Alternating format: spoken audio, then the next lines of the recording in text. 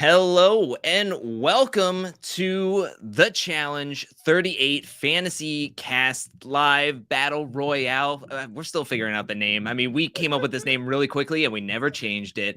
I'm Angel Cake, Drew on the Angel Cake Entertainment, and I'm happily joined by my two co-hosts for the evening. We have Chantele from the Reality Realness channel. How are you doing, Chantele?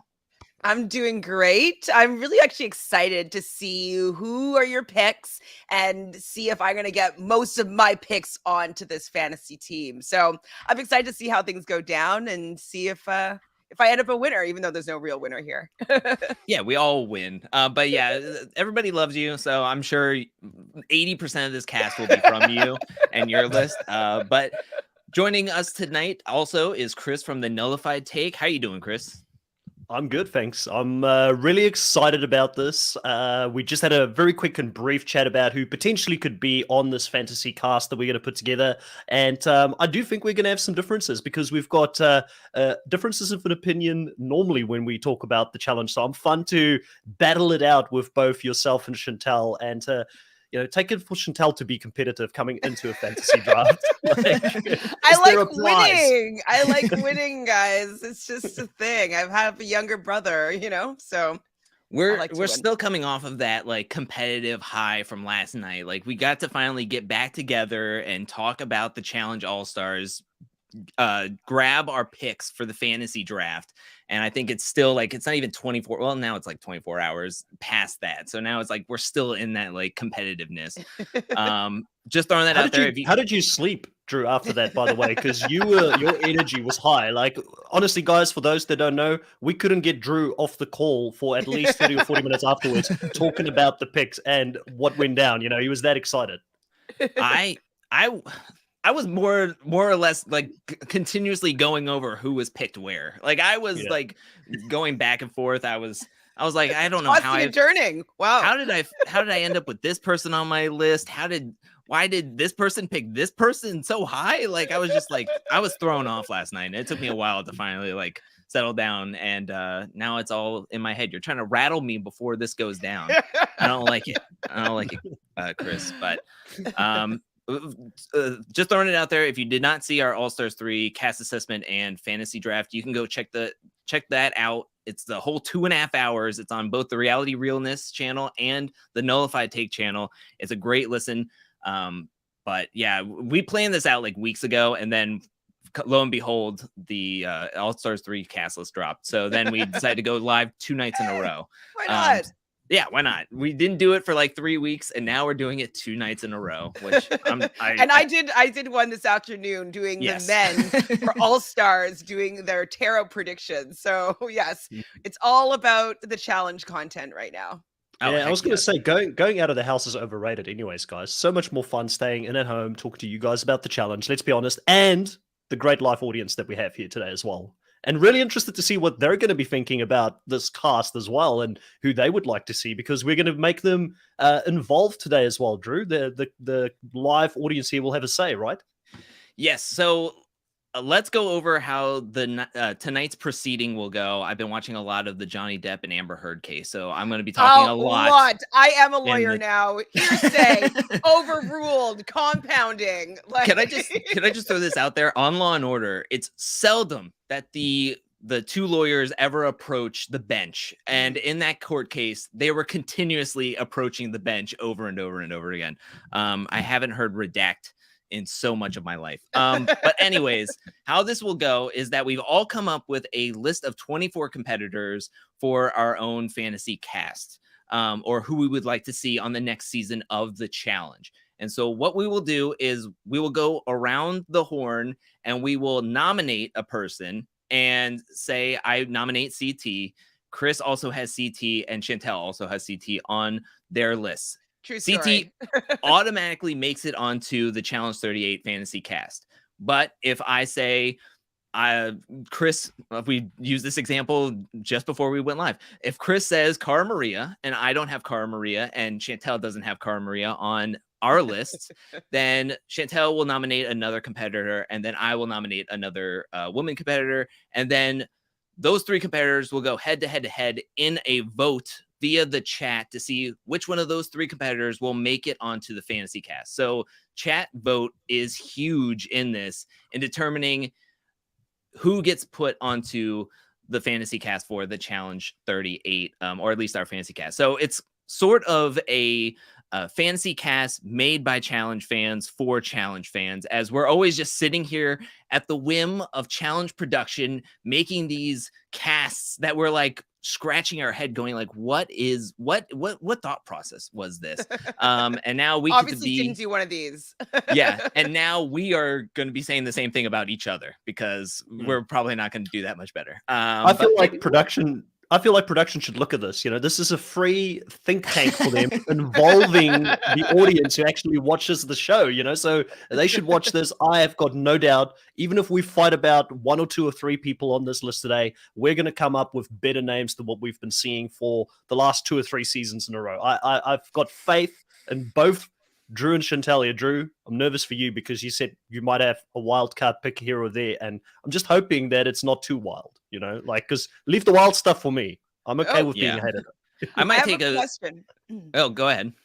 So when you say, so for instance, with that example with Cara Maria only being chosen by Chris to represent in this cast, and if I say I bring someone to the table that you also have, Drew, would that mean that that person would automatically get to be on the cast? Or would you nominate someone completely different and then take it to the draw for the 3 people? And if, say, by person was chosen, you would just kind of remove it from your list kind of thing? I would say that if 2 of us have the same person, that person will just get nominated alongside and we'll just have a 50-50 battle. That's where I would think. I think that would be good, right? Would that be fine? Well, we'll see how it go when we go along. I've never done this. I see. It seems fine. And to answer Dolores's question, no, it did not influence any of my decisions. I know the players pretty well, and so I'm going with heart. I'm going with who I want to see again, and so my tarot predictions for All Stars didn't influence it. No. So I will say that there were another stipulations onto this cast, and I wanted to make it a little bit more thought-provoking, maybe test our boundaries here. We decided that we were going to switch things up and not just have it just like 24 people, whoever we wanted. We had to have some stipulations. So the stipulations is that there's 12 vets, meaning we can pick anybody who is considered a vet on the challenge now, or is in vet status. And so those players, we have 12 players, 6 men, 6 women. Then we have 8 players that have made their debut within the last 5 seasons. So I think that's Final Reckoning or War of the Worlds, and up to 37. So we have 8 players, 4 men, 4 women. And then we have 4 complete newbies, prospects. These players are just players we want to see make their challenge debut on the challenge 38. So we have 4 players, 2 men, 2 women. And so that gives us our full 24 competitors each. So yeah, I thought that would be pretty fun. Did anybody find this like hard to like figure out like with those parameters, or no? Everybody was fine with it? No, I was more worried about the logistics of it. Like, how are we gonna like visually make it pop for the audience? I don't know if you thought about that or not, but I'm more than happy to in the background look at the challenge fandom wiki and share, I guess, photos as we go through it, just to make it a little bit more visual when we talk about some of these players. I'm sure most people know who these players are, but for those that are newer to the challenge, maybe someone like myself who started a couple of seasons ago and haven't had the opportunity to go back and watch all the seasons, if there's someone newer in here, at least they'll have an idea of who we're talking about. So we'll work it out as we go. That'd be fantastic. I would really appreciate that. And I think everybody else via a visual standpoint would love that too. But Caitlin Weaver says that the CBS challenge wrapped today. So exciting. Congratulations with that. More spoilers are going to be all over the place that I'm trying to I'm just spoil, cancel, mute, fuck. It's actually very challenging to avoid these spoilers. That is the challenge. The challenge, CBS is avoiding spoilers. I will say that the one thing I do like, I've stayed mostly away from Twitter with that, because you can't really block anything from Twitter. I mean, if they put a photo there, you're going to see the photo. But at least with Instagram, with the spoiler accounts, they'll put up like the stop, don't look at the spoilers. The one thing I hate about Instagram is when for some reason they'll move the first photo over, so it'll show the second photo for some reason. So I'll be like, why is this random picture of this person is? And then I'll look at the caption, I'll be like, dag nabbit, and then I'll see it. But I haven't seen anything for this Challenge CBS, which I'm very proud of myself. I have, unfortunately, I'll do my best though at that time to not allow it to influence my decisions, but it's annoying. I saw the first guy and female that was eliminated. I got spoiled on that, and then blocked that account moving forward. So that's as much as I know. And I'm just like, I don't want to know about these things, man. Like, it does not make for fun podcasting when you're trying to dissect, and I think it influences your way of thinking about what you're seeing out there as well, you know. So hopefully we can stay clear of that moving forward. But excited about this, Drew. All right, let's just jump into it. I haven't done a fantasy cast in a while. I used to do it a lot back in the day, and it was the most nerve-wracking videos I would do, because you're like coming up with like the seasons, you're coming up with the rules, the format, the players who you think could like work well and everything. So I haven't done it in a while. I've kind of steered clear. I've done other content for the most part. So now I'm like coming in. I needed some help. I needed some backup. And I thought it would be fun to do a live of this. So I'm going to do a softball here. I do not have, I'm just throwing this out there, I do not have CT or Corey. I always try to do my fantasy cast with some grounding of reality. They both came out, say that they're not going to be on the Challenge 38. So I decided to just steer clear for whatever reason. So I just decided to, even in my fantasy, I can't have them on my cast list. So I will do a softball here and throw up and nominate Bananas. He hasn't been on for the past 2 seasons, and I mean, he's heavily talked about wanting to come back or alluding to the fact that he might be coming back. He didn't decide to do All Stars 3 for some reason, and he's been talking about it a lot. So if we're not going to get CT, we're not going to probably get Cara Maria. I would want at least somebody that's has his foot in the OG camp, and that would be Bananas. So I'm going to nominate Bananas up as my first player that I'm throwing up there.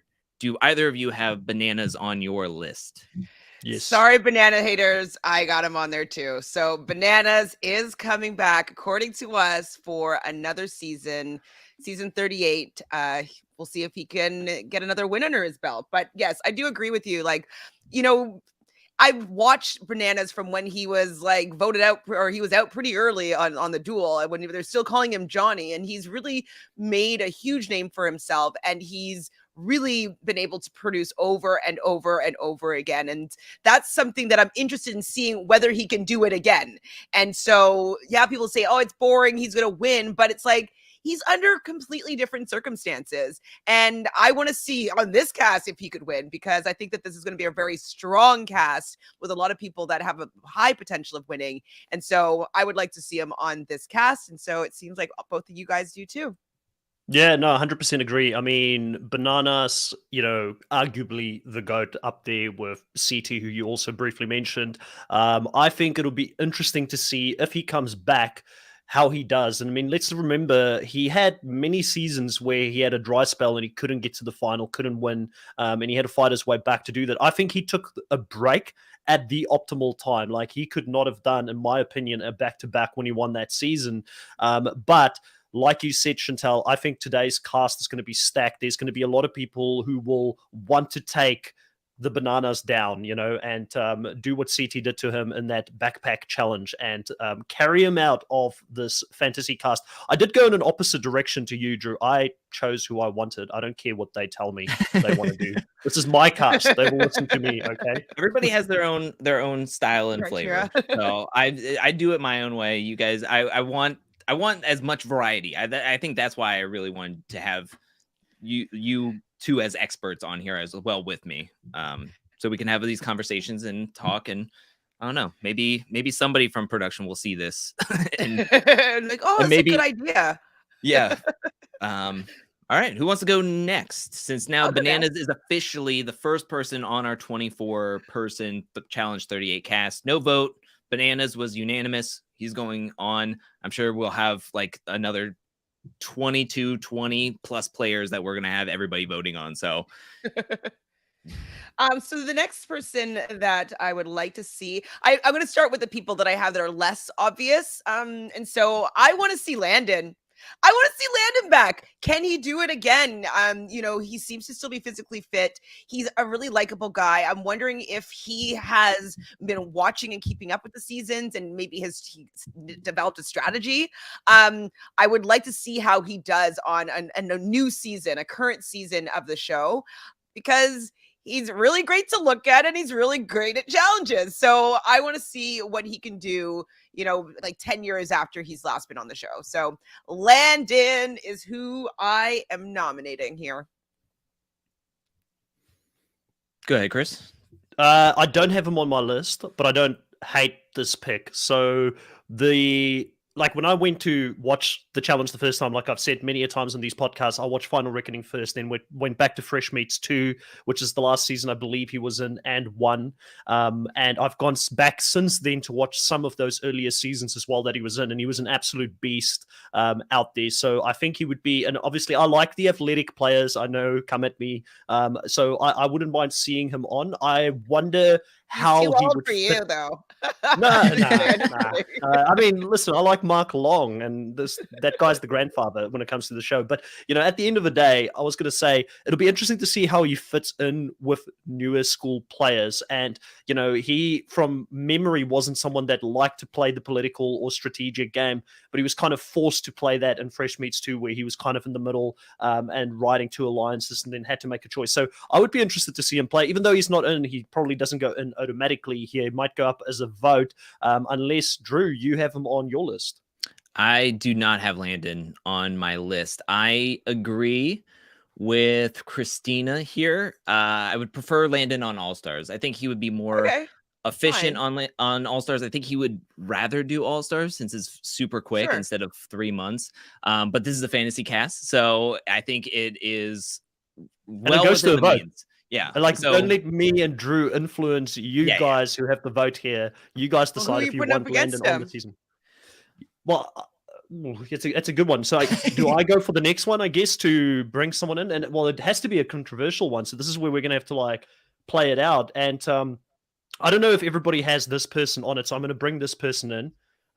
Especially Drew won't have them because they've said that they wouldn't come back and play again. I've got Leroy on my list as someone that I would like to come back. And Leroy, for me, is someone that has had many opportunities to win this. I believe he's been in 5 finals. Super likable guy. Obviously, he's got that great relationship with Cam. They've got, I believe, a newborn on the way at the moment. So he's got his barber shop that he's doing. But I just don't feel like Leroy's saga on the challenge, for me personally, is done yet. I want to see him win. He is the ultimate underdog that have played so many seasons. And super nice guy. I don't know if you guys have him. I picked him because I thought maybe, I know Drew won't have him because he said he won't play again. I didn't have him. So we can have, this is a good matchup as well, right? Leroy versus Landon, I feel like will be a good matchup. Yeah, I don't have Leroy. I would love him to be back. I would think I would love him to be on All-Stars next. I think that I would love this would have been, I think All-Stars 3 would have been an perfect opportunity for Leroy to be on that stacked of a cast and just show how physically strong he is, and then being back together with Naya, having an X's 2 kind of alliance going on would have been awesome, I think. But Cam is pregnant. I think they're expecting pretty soon, so I think that would be tough for him to go. But I would love Leroy back just because I just love Leroy. Oh man. That's gonna be tough. I mean, do a softball? You're gonna throw one up? Yeah, because I don't have either Landon or Leroy. Throw one that you think us are have, or should it be some that all of us have, and so that would take that person at least out of the running, kind of thing. It wouldn't take one of the random ones out of the running because I'd want to have both Leroy and Landon on the season, so that's scary to me. I want the audience to get involved here. I really want the audience to vote. So if it was up to me, fine, but... Oh man, Wait, do I I throw have a another wrench? question though. So Go ahead. Go about ahead. this. Go ahead. So say like Leroy gets voted in, and would that mean both of our picks are no longer eligible to be thrown in there? Yes. Or would we? Okay, so because we couldn't be That's able how to I'm reuse treating this. somebody. Like, yeah, this is it. This is out of these three players, Oh my they're God, gonna I'm be losing. on I'm here. gonna lose Landon. Oh no. We Oh don't know that. no. I feel like no matter who I put up there, they're gonna lose to either Leroy or Landon So who easily. are you willing to not have on the cast? Is basically what. Well, I'm either like trying to like throw a wrench into a lot of people's plans, or I'm trying to like just lose a person pretty easily. You know what? I'll lose a person pretty easily because I want this to be a really good cast. I'm just gonna throw in again. I'm grounding it in reality. I put up Tony from Tony Reigns Tony. challenge 29. Tony, he was messy, he was sloppy, but by the time he was getting his life into order and he won Champs versus Stars 2 with CT, he was doing really well on the challenge. He won, I think, 5 or 7 daily challenges on vendettas heading into the finals. He almost made it to another finals with Bananas on Final Reckoning, however crazy that season is with that Redemption House. But I think both TJ and Bananas were kind of alluding that it's almost going to be Tony time coming back into this next coming season. So I kind of was like, I'll just throw Tony in there. I need another person that we haven't seen in a while. So I nominated Bananas. Let's nominate Tony and let Tony see where Tony fares between Leroy and Landon. I wish I had another like L person so I could have put it up next to Leroy and Landon. That would have been great. But I don't have Tony on my list. So okay, cool. Chris, do you have Tony? No, I don't have him on my list. I think Cool. with Tony, one of the things I really enjoyed with him was when he betrayed Bananas, and showed that he had a backbone and can play his own game. So he would be a slight agent of chaos. He's probably a little bit older now, a little bit wiser. Now he's like a true vet, I guess. So he'll probably work with the other vets as well. But yeah, excited to see where this vote is going to go because you've got the two nice guys and you've got Tony time going up against each other. So I can't wait to see what happens. All right. So just like John M says, it is voting time. We're going to talk. So it's voting between Leroy, Tony, and Landon.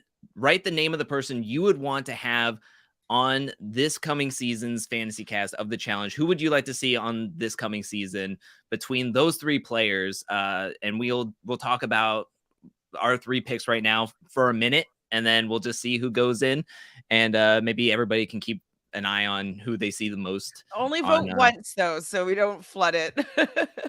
Yes, I think, try and keep it as fair as possible. Try and keep it. At the moment, I'm seeing a lot of Tonys here, so you might have the upper hand. So a lot of Tonys. Tony is popular. I think it says Atlanta has been voted multiple times for Coney. Oh, okay. So Tony, Leroy, and Landon, vote please. So Tony, the reason why I'm not really plus about Tony is that I can't really separate what he's done as a human being to women on the show. I just don't really appreciate how he treats them. He's pretty messy and unkind to the mother of his children, and I just can't really get behind somebody that's so outwardly disrespectful to his partners. So it's just really, and how even the fights that he was having with Camilla, we know that Camilla's not a nice human being, but I still don't like how he spoke to her, treated her, threatened her, any of that. And so it's really hard for me to get behind somebody and want to see them be given another opportunity when I think that some of their actions are really deplorable. And, I wouldn't want Zach on another season, even though he is obviously athletic and physically fit for similar reasons. I don't really appreciate who they are as a person or what I've seen of them as a person. I just don't want them to be rewarded with an opportunity to make a lot of money. It seems like they're better people that I find to be kinder and better human beings that I would want to have the opportunity to play. So that's why I'm not a fan. I agree. I think Dirty 30 and above was really terrible. Tony was just a terrible human being. He was very disgusting. He was cheating on his baby mama, multiple baby mamas and partners. And then the way he was talking to Cara Maria on Dirty 30 when he would get drunk multiple times. it feels like when he got to Vendettas, he kind of sobered up a little bit, and then Final Reckoning, I think he was starting to get into the right frame of mind. So I want to believe that Tony is better. I've seen a lot of Instagram posts, and hopefully not going back to the challenge house and environment would change him in that way of like reverting back to being terrible and a terrible human being. But yeah, I could see where you're coming from, definitely. I guess there was a lot of Tonys. So somebody put up can I put up a poll? We were talking about this off camera for a second before going live. We can't really do a poll. We tried to do a poll one other time. It was working out for pretty well purposes, and then it was like a paywall thing. So we haven't found a system to accurately do on-time polling yet, but we are trying to figure that out and getting to that. Right now, we're just going to go through the chats, looking at the chats. So that's how we're doing the voting this way today. Around. Mm-hmm. Yeah, for now. We trust you guys. We know you've got the self-control not to vote more than once. We trust you. You will work with us today. So it's terrible that I would want Tony the least out of the three of these people. Like, I actually wouldn't want him on the cast. It's interesting. I feel like chat's going to sabotage us a lot today. I feel like we just need to be ready for that. You know, they might put people on there that we don't necessarily want on there. I do believe there was a good variety of people that voted Tony, even though there were some doubles. So definitely the name I saw the most. And some people said that they wanted someone that is realistic, someone that would actually come back and play, which is a fair point. You know, I think Landon and Leroy both probably is not in the realm of possibilities at this point. For now. But yeah, I definitely agree. Like that, I mean, I think fantasy casts people can take fantasy casts the way they are. So yeah, they could be trying to do a nightmare cast. Right now, that's the objective of the vote. It's like, we want fantasy, they want nightmare.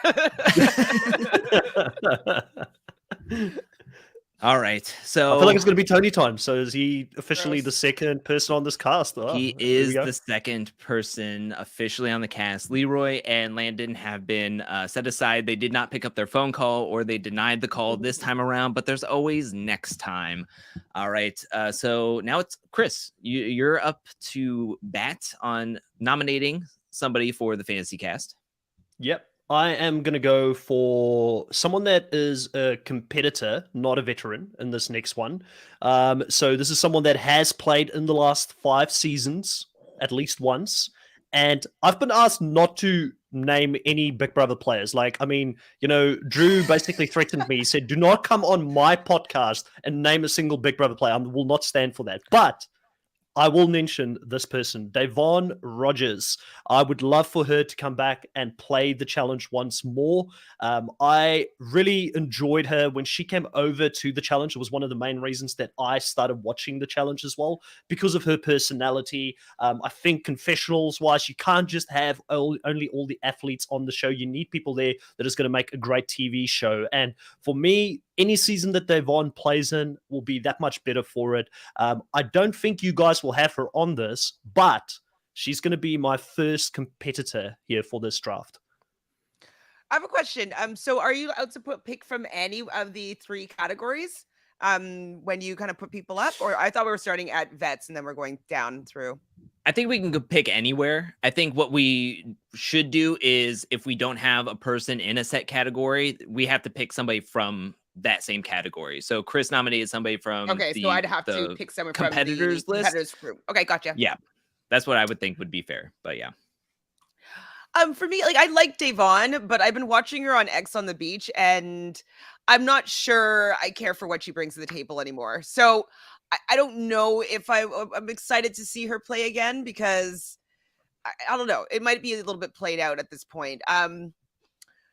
Yeah, she's not on my list. I like her, so I wouldn't be upset if she came back to play again. I wouldn't be like, oh my God, no. But I didn't put her on my list just because I'm watching her right now, and it's kind of like, okay, I've seen what she brings to the table, and I don't know if it'll be any different on this a new season. So, like her, but she wasn't on my list. Yes, I love Davon. I do not have her on my list just for the sole fact that she has come out multiple times saying that she would not really want to be on the challenge anymore unless she said something about like wanting Jamar or Anthony from Big Brother Canada, the Big Brother Canada seasons, to be on the challenge, and then she might Well, probably consider not doing the Jamar challenge. now, but That's what got me. I was like, I watched some of the episodes for X on the Beach, and I'm like, she wanted to play with Jamar? Why? Like, that is not a good scenario unless it's like an X's season, and then that would be spicy. I almost wish they would have done an X's season with her and Jamar on the season instead of I'd be going interested straight in to X that. on the Beach. Agreed. But You see, I didn't watch I X don't on the have- Beach, so I don't have any of that bad juju in my mind of what she's doing right there. But as the challenge, I enjoyed it for her stint on the challenge, and I think she's got more to offer, but I do agree with you. She probably won't do it. Like, I mean, she's gone back to do X on the Beach, so maybe that opens the door. But yeah, for me, I feel like she's a solid character in a time period where there hasn't been that many great new characters that have come in the last 5 years or 5 seasons, I should say. So I think based on that, there's a strong pick for me in that competitors category. But I'm really interested to see who you guys are going to throw up against Do you know Davon. what I'm going to do? Can I go next? Yes, please go next. I'm putting up Jenny West. Jenny West to go up as somebody that's been a winner in. of the show Wow. within She's the last in. I've 5 got her. years. She's in. She's in. Is that, I've is got that her. how that works? I've got her. I've got Jenny West. So if two of us have got her, she's in. Jenny West is in. Well, no. If no? only 2 people have her, then she gets put up to the vote, and it's only a 50-50 vote. So they would have a better okay. odds. But I too have Jenny West. So she's It's solid. Oh, she's in, but it doesn't take out Davon. no. Damn Doesn't it. take out not. Devon. Someone else is going to have to Jenny go up West against is her. in. So do I have to find another person to try to take out Davon? Yes. Not happening. Okay, yeah. Yes. I got someone, I But got first of someone. all, let's talk about Jenny West real quick. Okay, sorry. That's true. So she is a champion. The last time we saw her was winning. She out-muscled everybody, even the men Including on that Bananas, yeah. mountain. So I think it's only right to see her come back the first time after winning. So I do want to see her back on. I would like to see her back on a season and then take out Casey. Like, I want to see Casey actually go up against her in an elimination, because I feel like Casey hasn't needed to like push herself in the eliminations Absolutely. as She's had an much. easy ride. So I would love to see her go up against Jenny, who annihilated her on that mountain with her brain, and she didn't even need to use her brawn. So that's why I would want Jenny back. I would love to see I Jenny love back. Jenny. I've been watching her, like her Instagram videos of her working out. Like it's insane the things that she is able to do. And I also love that she has an identical twin sister. And I'm like, can we bring her sister on a season as well? Like that would be Bloodlines. so wild and fun. So yeah, I would love to see Jenny back for this particular season. I know I gave her a little bit of a tough time, or Chris a tough time anyways, by being super plussed about her. But I do think that she deserves another opportunity to come back and play. Like she was good enough for me to see her in another scenario and to see how well she could do and see if she can develop a little bit more of the strategy. That's kind of where I was like, she doesn't strategize enough and her personality doesn't shine that much, but I'll give her another shot. She has a nice accent. So let's see Jenny again. That's all fair criticisms. I can't add much more to what you guys have said. The only thing I was gonna say is, if I had to be critical, she's a bit bland for my liking when it comes to the personality side of things. But physically, I think she's an absolute beast. Athletically, she can take anyone on the day. And she's had a couple of seasons now, so I feel like she will get better at that social game. Plus, for me, being a global fan of the show, I like seeing global representation on the challenge. So her being in the UK, I think that would be awesome to see her represent again on the challenge. So so you thought you were going to outsmart me here, Chantele. I still might. Well, I think it's funny because somebody on yesterday's live stream was saying like, oh, Chris is only going to pick athletes. So for Chantele to say like, I'm going to put Jenny up there, thinking that maybe Chris wouldn't have her on there. Jenny was like the one person I put on my list going like, all right, Chris is going to have her. Okay, well, there's other people that I have on this list that that could be the one that rules out Davon. You need to put someone big up because people love Davon, so just think about it. Well, I mean, okay, I'm going to put up Priscilla from last season. So she came out. She was the only rookie that was willing to go against the main alliance. She was ready to flip the game over. She did not care about, loyalties or whatnot. She was ready to play the game. She's from Love Island, but she came onto the season ready to do something new and be really a great competitor. And so I think that if I gave her another chance, I think that she could definitely have an opportunity to do really well in a season. I think that for somebody on their first season, I think that they did an exceptional job. And I think that she would really excel on this season, at least the season that I have written down here. I think she would do really well. So I would love to see her on this season. I think she deserves another chance, and 38 should be it, in my opinion. Honorable pick. I don't have her. I don't know if Drew's got her. Shake yes, no. I don't think Drew would probably have her, but she is someone that I really enjoyed from last season. I think she stood out for me as someone that wanted to play a strategic game, just didn't have the social capital to do so because she was a rookie in that season coming in, or a newbie to the game, I guess. And I could see her become a staple of the show in the future. So I wouldn't be surprised if the actual production team brings her back. I just think that with Javon, you've got somebody that is true and tested. She's going to deliver. And with Priscilla, you've got the unknown factor. So it's going to be interesting to see who wins between these two. I think Javon has got more respect within the community. So I still think she might lose here at this point. Just based on past experience and what Javon has brought to the show, I think people respect that. So I just want to throw it out there. I did have Priscilla on my list. She is on my list. She was actually the first woman that I wrote on this, the competitors that debuted on 5 seasons or sooner in the past 5 seasons. She is like the first competitor I wrote down. I really liked what she brought last season. I loved her on her Love Island season. And like Chantele was saying, she was bucking the whole vet alliance. And I want to see that. I want to see somebody who comes in ready to play. She knew okay, this is going to be a tough time for me if I sit around and be compliant or if I came to play the game. And she came to play the game. So to me, that was enough for me to want to say, I want to see Priscilla on more and more seasons. So I agree. So we're going to have a vote of Priscilla versus Javon. Who would you like to see come back for the Challenge 38? Will it be Javon or will it be Priscilla? Please vote now. In the chat, just write down who you want to see back. We'll take who we see the most of. So please vote. Try to vote once, but if you want to vote more times, I can't really stop you. So I mean, but I think this is.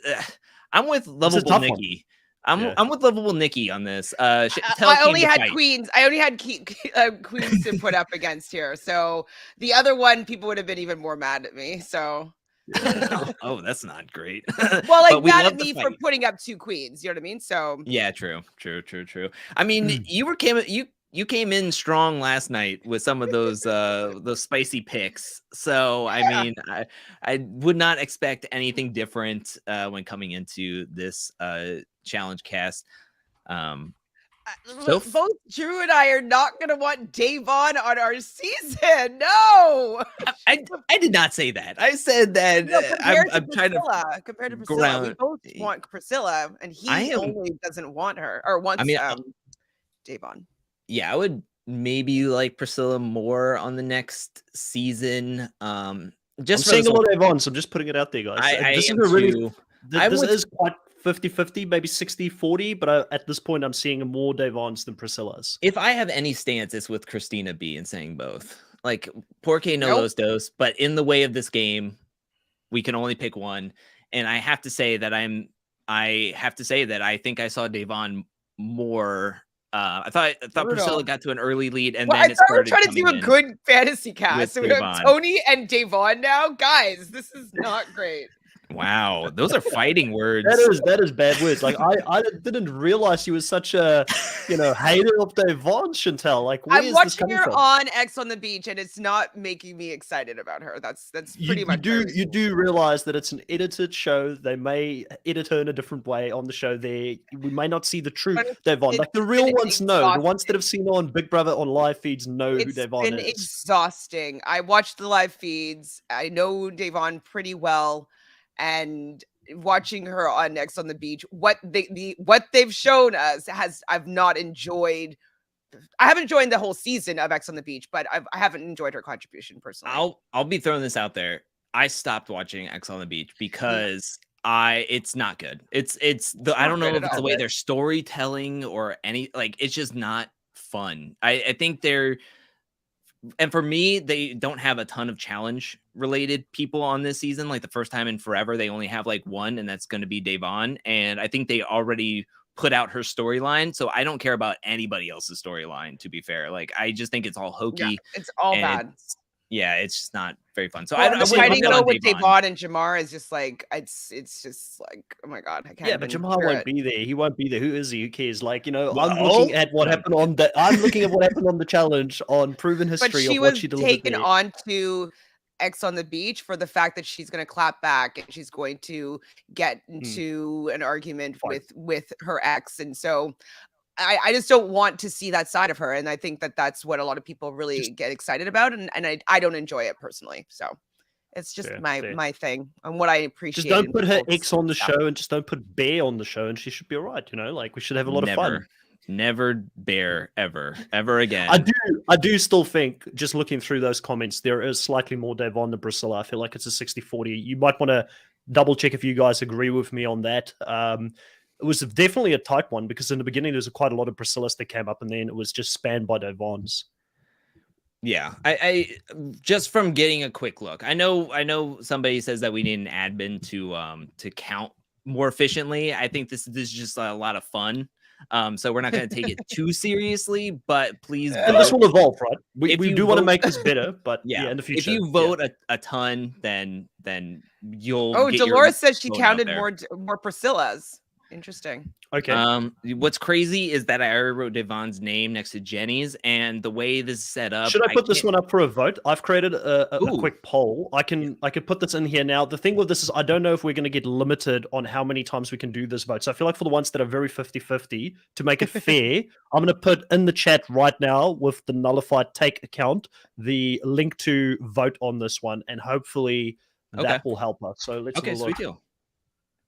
So people are saying that I don't like good TV. I don't like toxicity. I just, you know what I mean? Like, I can enjoy a good fight, absolutely, when people are trying to get their points across, whatever. But like Tony, some of the fights that he brings is really toxic, and it's like an unpleasant, like, visualization of these like human beings. And so sometimes I don't like to see that. It makes me sad, and I don't necessarily want to see people pushed to the edge like that. And so I almost don't know if we will see the fights that we did from Tony back in the day nowadays. Like the whole egg thing where he was saying to Cara Maria, like, you look like my mom kind of thing. And the way he was like coming at her, I don't know if they would show that or they would abbreviate it. Like, I don't know. Like, I'm trying to think of like, what would it be like if that messiness was back, even though that wasn't that long ago. So I don't know.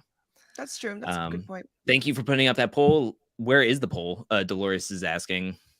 I thought I put it up there. Let me just try that again and see if that's going to work. So I've put another one in there. It's not hyperlinked, so you're going to have to copy and paste. It's a little bit clunky here, guys. We do apologize. Obviously, we're going to continue to work on this and hopefully get an app that works better in the future. If any of you guys know of a great app that will work interactively really well with a live stream, try and message one of us on Instagram or Twitter, and let us know, and we'll be more than happy to add that in the future. All right, let's move on to the next person. So we have 4 people, only 20 more to go. We got this. So let's jump into it. 45 minutes. Yeah, for real. We'll probably be going a little bit quicker here in a little bit. I'm gonna put up.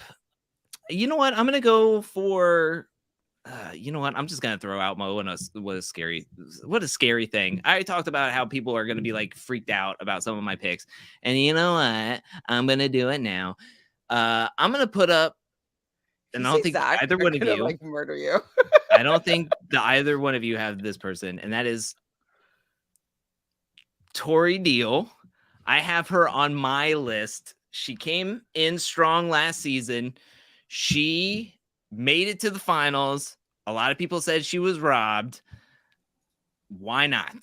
The way I set this cast up, I have a lot of people that are messy, that would be messy with Tori and all that other stuff. So, I mean, it makes sense in the context if you really think about it. But I put up Tori. Does anybody else have Tori? Just say no, and we can Not on my go list. through this. Yeah, that's what I Not on my list. thought. She's but- gonna go. She's gonna go to vote. The public will decide. Oh, I don't know who to put up against her. I'm gonna I'll try. I'm gonna throw one out there, but you guys both might have this person. Gosh. But I'm gonna give it a Oh. try. So my try person is gonna be Killa Cam. I know she's pregnant, but this is our inner fantasy world. I want to see Killa Cam up there. So do either of you guys have Killa Cam on your list? Guilty, Your Honor. Guilty. Really? So that means it'd be Yeah. Killa Cam versus. Yes. Yep, it's gonna be. I forgot who you put versus Tony. Yeah, that's a good. Or not Tony. Tori. Head to head. Tori. Yeah, so I've got Killer Cam. I mean, obviously, like I said, I'm ignoring where everybody is in life right 9 now. months She's pregnant. I'm not that cruel, okay? I'm not gonna go pull a woman who's pregnant and get her out there to go do the challenge. You know, even though I think if there's one person who could still go out there and win eliminations even while she's pregnant, it's probably Killer Cam. Let's be honest. Just the fact that she's gone to the finals a few times. She's got a great strategic mind for this game, knows how to play the numbers, has one of the best, if not the best, elimination track record of any female in recent seasons that have played, and I believe even up there as a whole. I love Cam. I'm a Leroy Cam fan, you know, so like bring them back. I would never say no to another 5, 6, 8, 9, 10 seasons with them on it. So I'm excited to see who people are going to be voting for, because both of them, I feel like, have been fighting to become the new face of the challenge. They started it around Tori the same and Cam. time, so Yeah. So I just want to throw this out there. Okay, so everybody vote for Cam. But polling is open. But I just want to throw this out there. I love the fact that when we had the Leroy, Landon, Tony vote, a lot of people were like, "Oh, for more grounding sake or for more realistic terms, we'll vote for Tony." But when it comes to a pregnant Cam, everybody's like, yeah, Cam is obvious. Of course I would want Cam on the season. At least we know we would have a pregnant woman on the show, and it's not like we're gonna hear about it 9 months or 3 months later that she was pregnant on the show. We would know at least, but well, we're assuming that it's in another dimension where Cam is perfectly capable and able to play this particular season. So this is a fantasy. It's not a reality cast. So Exactly. That's the power of the dislike that Tori has, is that that we will vote for a pregnant woman to be on the challenge than having Tori, which I don't blame anybody. I don't know. I had to do something. I couldn't have her on the show. I mean, I've already lost, 2 people. Honestly, a lot of people said anybody but Tori. So you could have probably put up anybody and it would have been an easy layup. But yes, I agree. If I had the choice between Cam or Tori or Cam or anybody, it would be Cam all day. I would love to see her and Leroy back on the challenge, of course. But okay, so that was easy. That took about 4 minutes to get that out of the way. So that's all. There we go. We're just moving. There will be along. easier ones. There will definitely be easier ones. And I think I'm up next, probably with this one now. Or how do you want to do this? Because I'll do another layup. I think I'm going to do another easy one. Go ahead. Doesn't matter already. Yeah. I think it's an easy one. Like, I might come in here and be absolutely wrong, and both of you don't have this person on your cast, but I do have someone that went first in the draft pick yesterday in Mr. Wes Bergman to be on the challenge season 38. Legend of the game, obviously, not saying he's the greatest of all time, but he's one of the best. He's a great character, great strategy. Whenever he plays on a season, Drew, you said there's rumors out there that this is going to be the best All-Star season yet, and probably Wes has got a lot to do with that. So for me, I'd love to see, I know he's playing All-Stars, I know he's playing with the OGs, I still think he is good enough to play the main season against some young bucks out there. Not that I'm saying there will be young bucks in this cast, just putting it out there. But it would be a lot of fun to see him play in season 38. Do you guys have Wes Bergman in your I guess, fantasy draft. Yes. I would have to say yes to the West. Yes to I West. I go. do have him on my cast list. I think a lot of people wanted to see Wes and Bananas back after what happened in Total Madness. They were finally getting along with each other. And then after that season, Wes kind of went his way. Well, he went to Double Agents while Bananas took a lot of seasons off, 2 seasons off. So, yeah, I would like to see Bananas and Wes back together on the main season. So I do have him on. Absolutely. And Wes is, he's reliable, and kind of what I was saying about him yesterday is that he knows what it takes to make interesting television. He knows what it takes to be strategic. He knows his role in the show, and he plays up to that role, and he doesn't do it in a way that I find to be pandering or annoying. Like he does it really, really well. And so I want to see how he would shake up this particular game, because it is going to be pretty stacked. And I enjoy seeing how he maneuvers every situation that he's in. So I want to watch him, especially if he's in a tricky situation. So yeah, let's bring on the Wes. Yes. I mean, he's even entertaining when he's like outside of the numbers and he's going home early. Like, I mean, I think about that conversation. Yeah, exactly. The janitor conversation. It was hilarious. Him being on the receiving end of CT's shoe. Like you always can, see Wes putting his head in where he shouldn't be, and I just love that character of Wes. And I knew Drew probably was the one that would put him in here. I mean, look at the beard. He's growing that. It's getting larger and larger every season when he gets out there. Pretty soon he's gonna rival Brad. I feel like if he goes down that direction.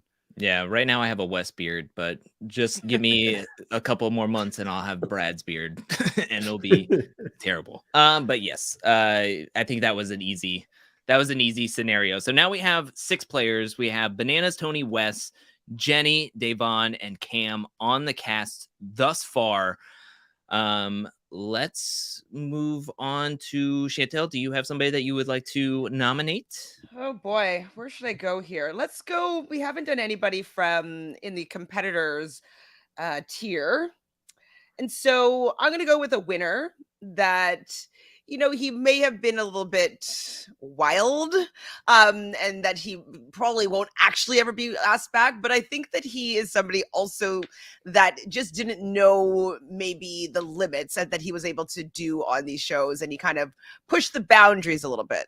So I'm going to give him the opportunity to have matured a little bit, because it wasn't alcohol induced and it wasn't super wild. He was just a little bit of a madman. So I would like to see Turbo come back. You do it. And play this season. I'm hoping that, with having $750,000, he's matured a little bit. Would come back. And like, I did find it really interesting to see how he was training even for the final, like eating a whole chicken and running on the treadmill. Like, that's wild to me. Like, I want to see him do something like that again. I really also liked his relationship that he had with Nani. She was kind of coaching him a little bit and kind of showing him the ropes. And I liked that duo of them too. And I'm sure he could find that kind of camaraderie with somebody else this season. So I want to see him play again. I want to see if he's able to be that competitive threat that he was on his first season, that he came in and won. I want to see if he can do it again, especially against some of these powerhouses that will be on this season.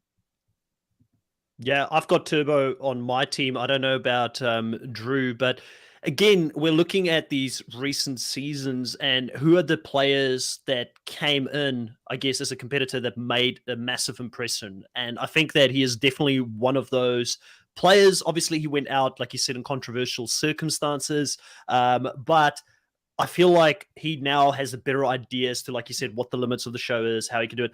And also, who knows, I would love to see if, maybe Jordan makes this cast. We'll see what happens. Could they play in the same season without him blowing up? Or will Jordan play those mind games again that would get under Turbo's skin at the end of the day? And we never really saw Turbo go into an elimination as well. Like, I really want to see how he would do an elimination when he won his season, and even when he came back in Total Madness, I believe it was, or War of the Worlds 2, right? He did give a lot of direction to people when they were down there in regards to, hey, do this, do that, and the camera always focused on him. So he looked like one of those players that had a very wide skill set for different things and could give advice on how to do those eliminations. So I feel like we missed out on seeing him actually go down there. And yeah, I mean, that final that they did in War of the Worlds 1 was just insane. Like, I felt like it was one of the toughest finals we've ever seen. So I do feel, as a previous champion, he should get another opportunity to come back. No surprise here. I do have Turbo okay. on my list. So Turbo, when you suggested Turbo, I already knew Chris would have him on there. I knew so Chris I already might, but I wrote him right next to Wes. I was like, all right, we're done here. So yeah, 100%. I would like Turbo back. I mean, Turbo strong. We haven't seen him in an elimination just yet, and he is just, yeah, you want to see him back. I mean, he brought some heat in both seasons that he was on, not alcohol inducing. He just wanted to put people in their place and show that they need to respect him and his skill set. So yeah, 100% would love Turbo back. So Turbo has made the fantasy cast really, really well done. Should I put up another one since that was all mutual? Yeah, we could do another one. Go ahead. I'm gonna stay in that same ballpark. And this one, I don't know if everybody will have one. So it's probably going to go up to a vote, this person.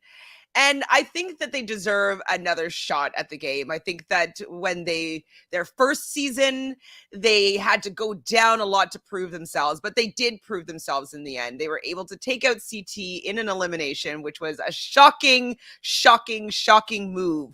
I think that it really hurt him working kind of with Josh, because Josh just kind of wants like the TV time and like make like, I don't know, explosive TV, but it's actually not good.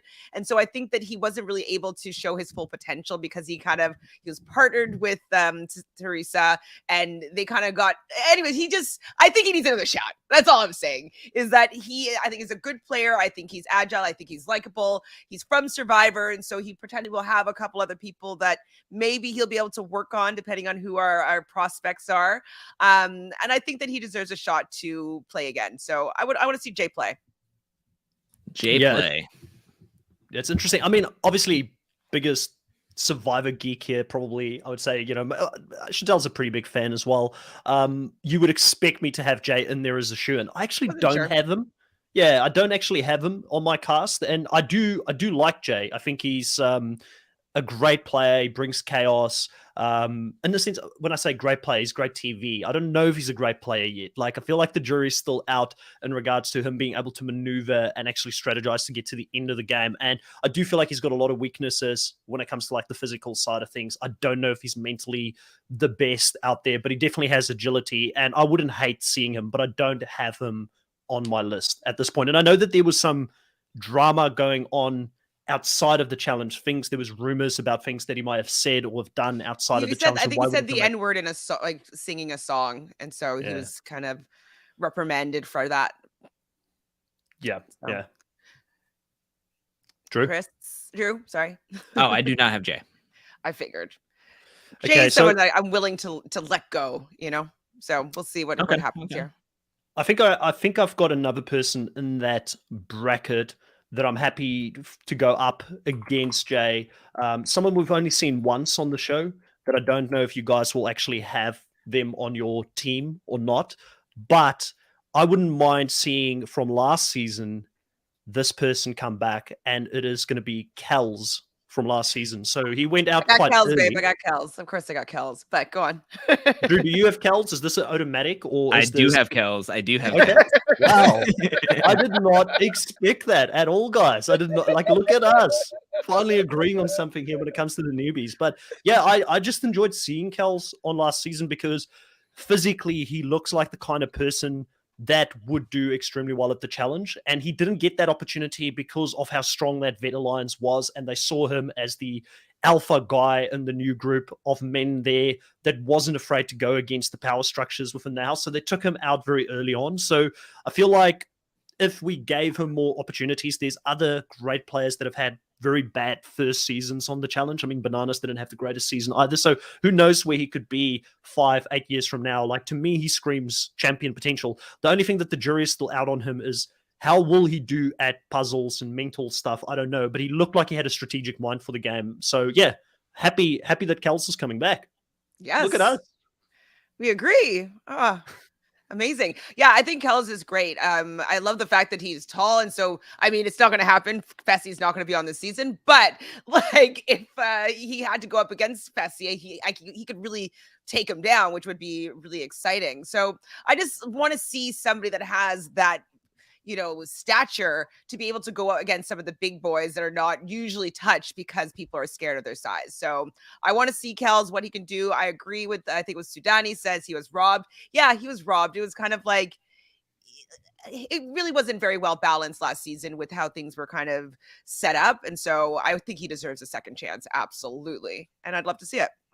100%. I mean, just the potential that he had when he was not divulging all of his game or just kissing Fessy's butt when he was in the power agents. He was getting rookies together, talking to Priscilla, trying to get like, hey, aren't we seeing what's happening here? We need to start doing something. And if it wasn't for having to be in partners, maybe he would have a better shot of being on a one-on-one elimination rather than having somebody he's now relying on for his game on the line, when I don't think they were, if they were partnered up, they were voted in together, but they were like put together right then and there. I mean, it wasn't like, oh, we're going to be able to like vibe with each other. So I 100% have Kels.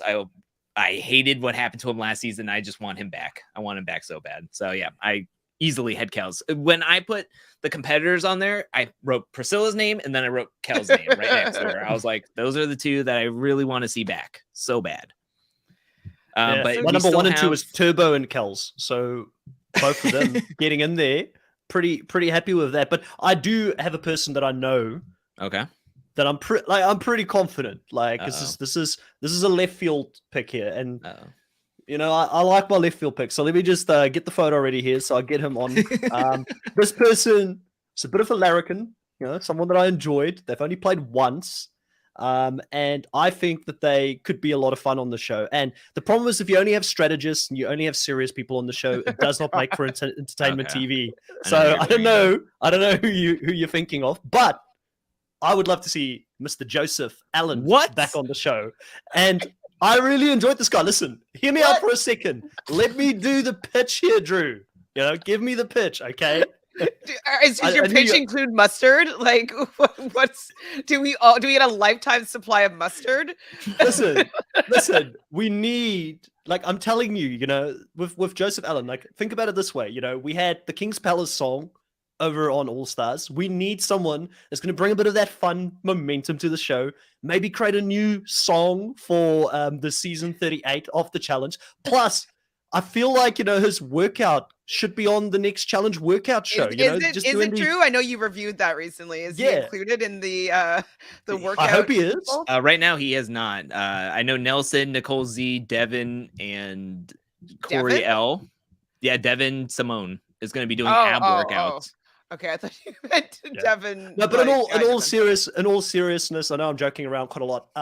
I just liked his personality on that show. He's someone I still remember even right now, a couple of seasons later, because of how crazy it was that he came on the show. He had no idea how it worked, didn't understand the concepts of it. I think now that he's seen it once, seen the strategy, I do think he's got a social game in him. So I know it's a wild card. I like to have 1 or 2 wild card picks within these drafts. That's going against Jay right now? Oh boy! And at the moment, he's going against Jay, so I'm hoping we get a third person. It's not just him and Jay going head to head, but it's also someone that if I did lose him, I wouldn't be angry at people not agreeing and seeing it the same way that I'm seeing it. But for me, he's a fun character, and I think that he has got a game in him if he does go back out there again.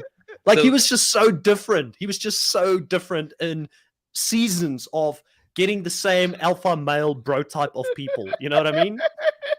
So can I just throw this out there? When you said, I know I'm joking a lot, I thought you were literally going to take his picture off and then actually talk about who you were going to. No, I'm going full in. I'm going full in on this.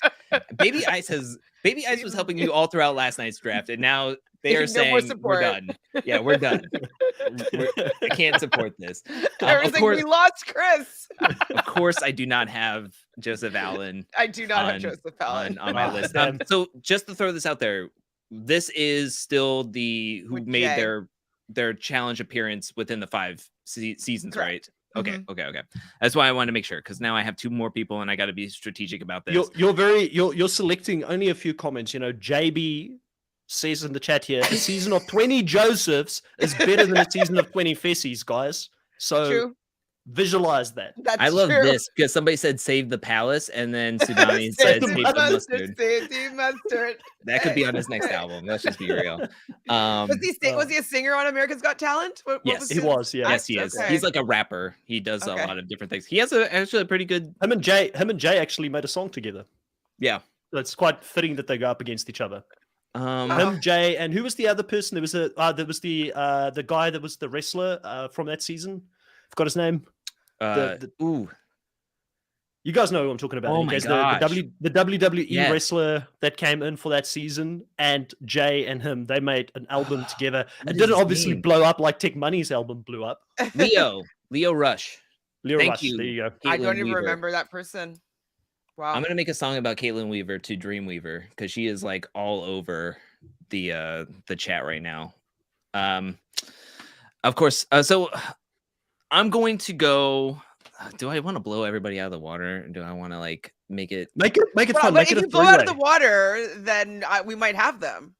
Okay. Let's go with. I'm gonna go with somebody who worked, who made their season debut last season. They are a challenge fan. They came on as a challenge fan, and they're big, they're mean, they're buff. Well, they're not mean, but they're buff. And I want to see more of what they can bring to the show. And I'm gonna go with Corey Lay from Okay. Challenge 37. I really like him. He's very like, he talks a lot to people just on social media. He's very much wanting to be a part of the challenge community. He came on as a fan of the challenge, which we've talked about that we want to see challenge fans or fans of the show who know the show to be a part of the show. So I will put up, if I can't have Corey Wharton, I'll put up a different Corey, and maybe he doesn't need an L or anything next to his name, and he can get that W. But I have Corey L. Does anybody else have Corey L? I don't have Corey. I forgot about him, and I would actually take Corey over Jay any day, like for sure. So Just I'm not fine Joseph, with right? this. Joseph, I'm sorry, would never have been a thought for me here, unless if we did like a completely opposite, like a completely worst list ever, which should be the one we do Jeez. next. Nine. And yeah, I love Corey. I love like someone that was really trying to be there. He unfortunately was going against numbers, and he wasn't able to garner any power to be able to do better in the season.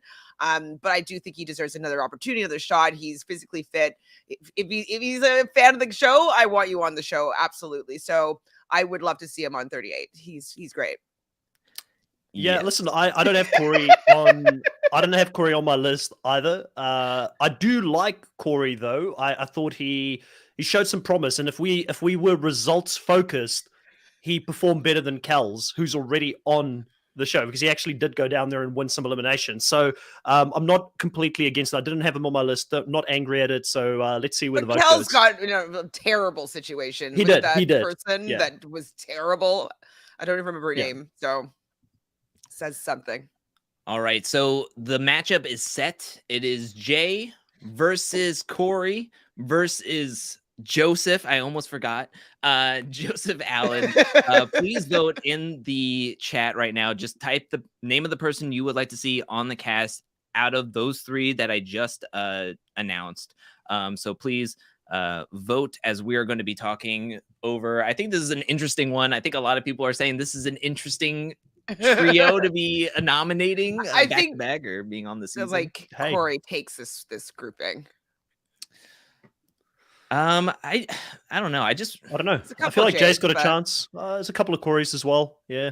and you know what? I felt a little bad because there was that article that went out that was talking about how soft the cast for Challenge 37 was, and then Corey was like the only one that was standing up for it and trying to like combat it. I was like, you don't need to do that, but I understand where you're coming from. Like, he wants to have respect on that season's name, even though that season is not that great. But well, I think all of us agreed at the time that that season had a great amount of rookies coming in that showed like, you know, there was some promise with some of them, but it's just the veterans sucked the life out of that season from the start and just did not give any of these new players time to flourish. So I feel like that also didn't help. But yeah, it's a lot of Corey's, a lot of J's. I don't know. It's so I tough did doing it see this way. one, Joseph. I did see one. Oh, Isaac. Oh. Isaac said Joseph. that's the Isaac, one I saw. my man. He, you know, when you get it, you get He's it. team mess, though. Isaac is team mess. Same as me. It's true. Yeah.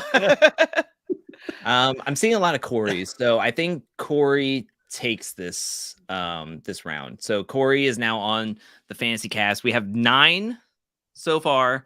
We can speed this up a slight bit. Yep. And let's get into some of the women competitors now. We have, I think, 6 men, 3 women. Let's move into the women a little bit. And you know what?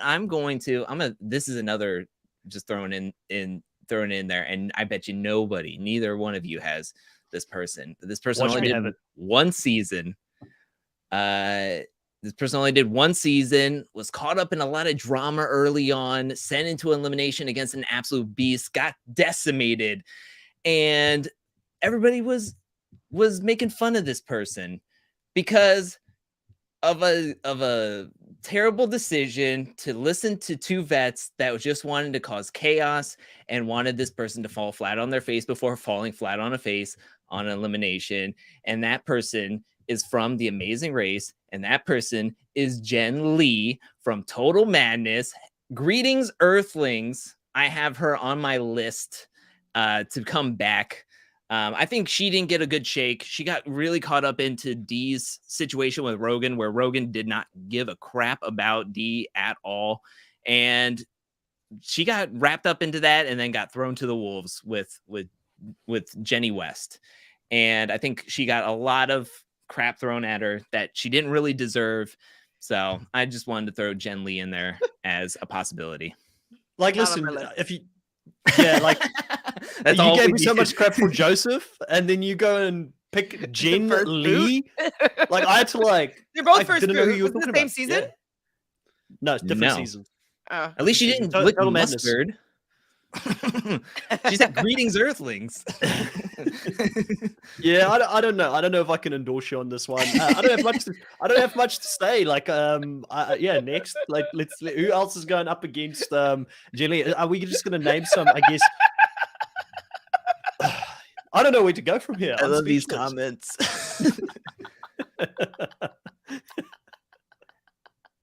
I just love the amount of judgment you threw my way with Joseph's pick, and then you go and do Jen Lee. Well, let's just be real. Jen at least had some form of drama in the show a little bit on her. We got nothing from Joseph. Let's just be real. What do you mean? We got, Did you see the crunches? The What form on that I truncheon? loved about Joseph was when he was terrified. We were like, they're saying like, kill him, and he's like, that was kind of funny. Comedy. His confessional. Jenny here. I mean, I see what you're going for. I think you wanted to have the entertainment factor here. I don't think you really thought that she's going to have a chance to get on this season. You just wanted to see our reactions when you put her up. I just don't think that she's going to do well on any season that she's on. And so I kind of want to give players a chance to like go in and play hard and do well. And I just don't think she's got it. She's not really great at making friends or alliances, and she's not good at competition. So what's so hard to know? I just nominated a person. Meantime, she was like Drew's number 1, pick for the competitive females, and she's like, oh, nobody likes her. But I'm in a tough spot here. I don't know if I should put up the next person in that category, because I feel like actually I do have one that I'm pretty sure not all 3 of us will have. Okay. Because I do feel like there's some of them that probably a lot of you will agree with. So I'm going to put up against Jen Lee Amber B. Oh yeah, for of this next course one. you And have I her. know, I don't have her. I know, don't I have know, her. I know that Chantel would not have her because Chantel Oh, does she not has her. like. Yeah, so Okay, she so can it's be on gonna the be a 50-50. And I mean, obviously, you guys know that I respect champions. I respect the ability for champions to come back and defend the crown. She nearly didn't get on last season because of reasons, but she ended up getting on last minute, and there was a lot of drama that she brought in. I would be interested to see Amber play without the likes of Fessy and Casey and that Big Brother group. Like, how would she do if they're not there? And I think she's physically capable. I do have somewhat of a crush on her. I'm not going to lie, but She's you know, gorgeous, obviously. she's gorgeous. I just enjoy her. I think she's capable, and would like to see her play more. I feel like a lot of the new females, when they win, they just get thrown to the side, like Jenny West as well. So I want to see these new champions come back and have an extended run on the show. So I knew Chantel wouldn't have her. So Drew having her, I'm happy with that. That's a 50-50 against Jen Lee.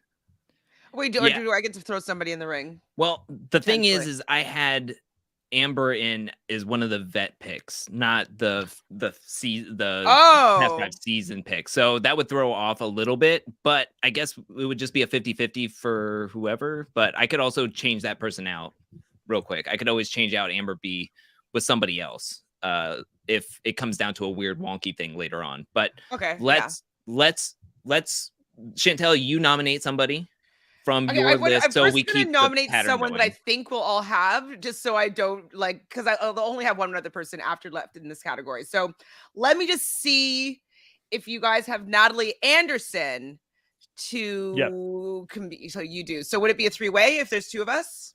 No. It'll be like if it's 2 of us, right? It's 50-50 against whoever didn't have. Is that right? But there would be 2 50-50s, and that doesn't make sense. No, come on. I threw Amber because you wanted to do me dirty early on with the 50-50 when I threw someone out. I threw Amber in against I see. Jen Lee specifically. So I can retract mine. Okay. But the other person, maybe you guys won't have then. Okay. So it would be Bailey Dayton. Okay. Don't have it. I do not have her. Okay, so is that still fair, Chris? I know that you're saying that you wanted the 50-50. Okay, so Yeah, let's do that.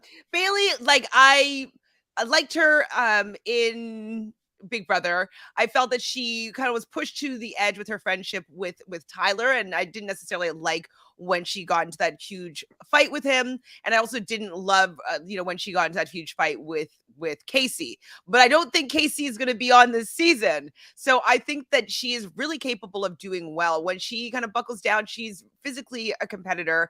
I think that she is great at making friendships. She actually found her life partner on Big Brother, and they're still together, going strong. So I would like to see what Bailey would be able to do without any other annoying Big Brother people to have alliances with, but then they stab her in the back and they get into a huge big fight. So I want to give Bailey another shot because I think her first showing on the challenge, she didn't really get to show what she could do.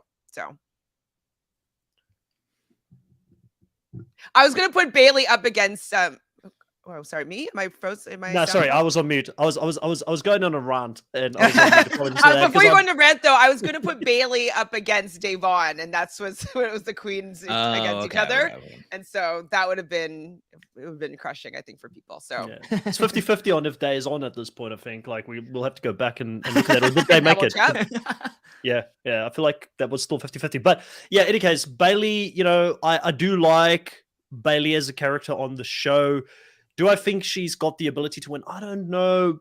She should be an interesting one. She's only been on once. I still lean Amber B personally. It's obviously the reason I didn't pick her. But I'm happy for the audience to decide who they would like to see here at this point between them. So yeah, let's see what happens. I did see some people say Chantele you like boring TV, so some shade thrown. Oh man, I don't necessarily like toxicity, so I'm sorry. I'm here for it. So everybody in the chat, it's between Jen Lee. I know everybody's going to be voting for her. But we got Jen Lee, we got Bailey, and we got, who was the other person? Amber B. Amber. It's not a lead person. Wait, and see, he doesn't get shade for Amber B being the boring TV. What's crazy? No, what's crazy to me is that two of us we're yelling at each other. Yeah, 2 of us had Amber B, but somehow 2 people who only had 1 person is going to go up against Amber B in this vote. But I will concede and I'll say, let's just, for the sake of moving this along, let's do the vote between the three of them. But I feel like Amber should have better odds due to that. But I think that she's going to get voted in any case. There's a lot of Ambers coming out here. Come on, people, have my back. Have both Drew and Drew and I have our back on this one. I mean, really, we're waiting on all the Gen Lee voters to come in. They're taking their time. They're typing it out. It's a little bit more words. There's somewhere out there in the universe, communicating with aliens, not Earthlings. Yeah, we got one. Zuda. Zuda is my main person right there. But yeah, it's actually kind of. I thought that Amber would have taken it more than Bailey, but it's kind of down the middle. Yeah, it's pretty close, I would say. So, Isaac wants all of them. I mean, Dolores voted Jen. Thank you, Dolores. Is this for the meme or is it a legit like? So.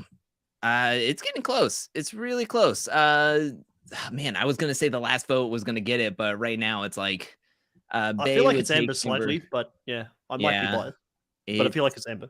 It looks like it's Amber coming down to the wire here. So I'm just gonna throw in Amber, as it looks like the last couple of votes were Amber. So I'll put in Amber's name. So Amber B makes it on. I think realistically she would be on more likely, but the reasons why we did 3 was because she was in my vet category, and that could have thrown off a lot of, if I take off a vet and then we're kind of like, I don't know what the trickiness of that is. So I was. Are you telling me, Drew, we have had 37 seasons of the challenge and you can't pick one more female in your vet category? Shade. You're supposed to be. Well, I selectively put like people that could be better people in the competitors section. I took them from the vet section so I could have more variety in the vet section. That's a good idea. That's what I did with Turbo, anyways. You know what I mean? I was like, I put more categories in the prospects. Just throwing that in there. I got an extra couple names. We haven't touched that yet. I feel like prospects is going to be wild. Like, I think we're all just waiting. I think we're all waiting for that. Who wants to nominate the next? Let's go another woman competitor. Let's do another woman. Go ahead. Should we just finish this category for the women? I'm totally down with that. We already said Natalie Anderson had more than one. So should we talk about Natalie? That's my last woman in that category would be Natalie Anderson. This is perfect because you know who I have on the last person on my list that could be fun to put against Natalie Anderson. Somebody she's played with, and that is Michelle Fitzgerald. So It would be Natalie Anderson versus Michelle Fitzgerald, who would be coming back. Please vote, as we're going to be talking. I feel like a lot of people know these competitors already, but if you guys want to talk about Natalie Anderson first. Well, okay, for me, like Natalie, I loved her and her sister twinnies on both seasons of Amazing Race. Like they did so well the first time around. I was really pumped when they came the second time around, and they kind of got screwed. I think it was by like I don't remember, like a subway tram or something. I can't remember exactly what happened, but I was like, no, like they made a mistake and they didn't end up doing well their second season. And then they come on together again onto Survivor, and she ends up taking home a win. I'm just like, I just want to see what she can do. I find that she, like, her workout regime is insane, like a CrossFit champion. She's just like, I don't know. I'm just really appreciative of her physical effort that she puts in her body and her capabilities. So I love that when she came onto her first season of the challenge, that she knew to work with Wes. She knew to strategize with Wes. And I love that she was able to suss out who would be potentially bad for a game because like he has a target, but good at showing her the ropes. And so I want to see, if she wasn't medically DQ'd, if she would be able to do a better job another season. So I would love to give Natalie Anderson another shot. All I'm going to say is a vote for Natalie Anderson is a vote for Wes, guys, because she'll probably go and work with Wes again, who's already on this cast, and we all want to see Wes have some options if he did play in this season. But, Natalie Anderson, for me, again, I wasn't the biggest fan of her and her sister on Amazing Race. I found them to be a little bit overbearing back in the time and a bit annoying personally, but they definitely, Natalie grew on me when she went to Survivor. Her sister was voted out first. She had to go on this journey to fight her way, and she is a fighter from the bottom all the way through and win that first season that she played. And then she came back on Winners at War and had almost a similar experience. Like she actually ended up having to go to the edge in the beginning and fight her way back again to the end. So again, she's got that aura about her. When she came into the challenge, how many new players come into the challenge and people fear them immediately? And she had that aura. No one wanted to go up against Natalie when she came out there. Everybody talked about how much of a beast she is, but don't let her physical ability and what she brings in that aspect fool you. She's got a great strategic mind, which she showed on Survivor when she actually ended up taking revenge for Jeremy, who was her ride or die that got taken out. And she planned meticulously how she was going to take revenge on everybody that voted him out. And she made it happen. So she's got that strategic sense to how she can play this game as well. And what I really, really like about her is that she's got a no bullshit attitude. You know, like if people are going to try and cross her, she's going to stand her ground and she's not going to be vanilla TV. No, exactly. So I feel like, to me, I was shocked that all three of us didn't have her. And I'm a massive fan of Michelle as well. Not all three of my competitors were named. I had Michelle on there as well. But now, because of the way things are working, if I had to choose between the two of them, I lean towards Natalie Anderson personally, even though I do like Michelle and I'll have some things to say when we bring her up. I mean, let's bring her up right now, because I will say that Natalie, just looking at the chat while everybody was talking, Natalie won by a pretty decent landslide, even though, again, in the context of my list and who I have placed that we have not said yet, I think it would be beneficial and a little bit more dramatic if Michelle was on the cast with some of the other players that I have on here via some of the history that were on there. And just like Taylor says right here in this comment, they want to see more of what Natalie can do, but that's why he's picking them, or that's why they are picking Natalie Anderson, but love the drama Michelle brings as well. Michelle was very messy, and people in the comments were like, dang you, Drew, for making us choose between Natalie. It's like, I didn't do this. This was just the last person that I had, and why aren't they catching heat for any of this? Like, they essentially did this to you too. But I think Michelle, I liked what she brought to last season, a little bit more drama. Her against AmandaH at the reunion was the reunion to me. Like, that was the best part of the reunion. So I would want to see more of that feistiness, the hookups, the drama, not the hookups, but the makeouts. I don't know if there was really any hookups going on, but you know what I'm talking about. I think there's a lot more dimensions that Michelle could bring, especially when it was in the eliminations too. So I don't know. That's why I had Michelle on here. Not so much Natalie though. Just a quick question. Silly. I mean, I forgot about Michelle, and I love Michelle. I think that she's great TV. I think she's great strategically. I think she's pretty decent in challenges. I would always want to draft her if I had a chance. So I think she's definitely a great person to put up. I think for me, though, Natalie has a little bit of the edge of what I want to see them do. But I think that Michelle, like, I would love to see her on this season as well. This is your channel. I'm sorry.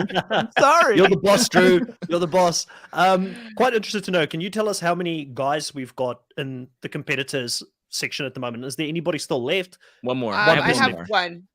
I've got one more as well. And I have seen a lot of people here saying that there's not enough drama on the cast right now. So I'm going to put a bombshell drama person.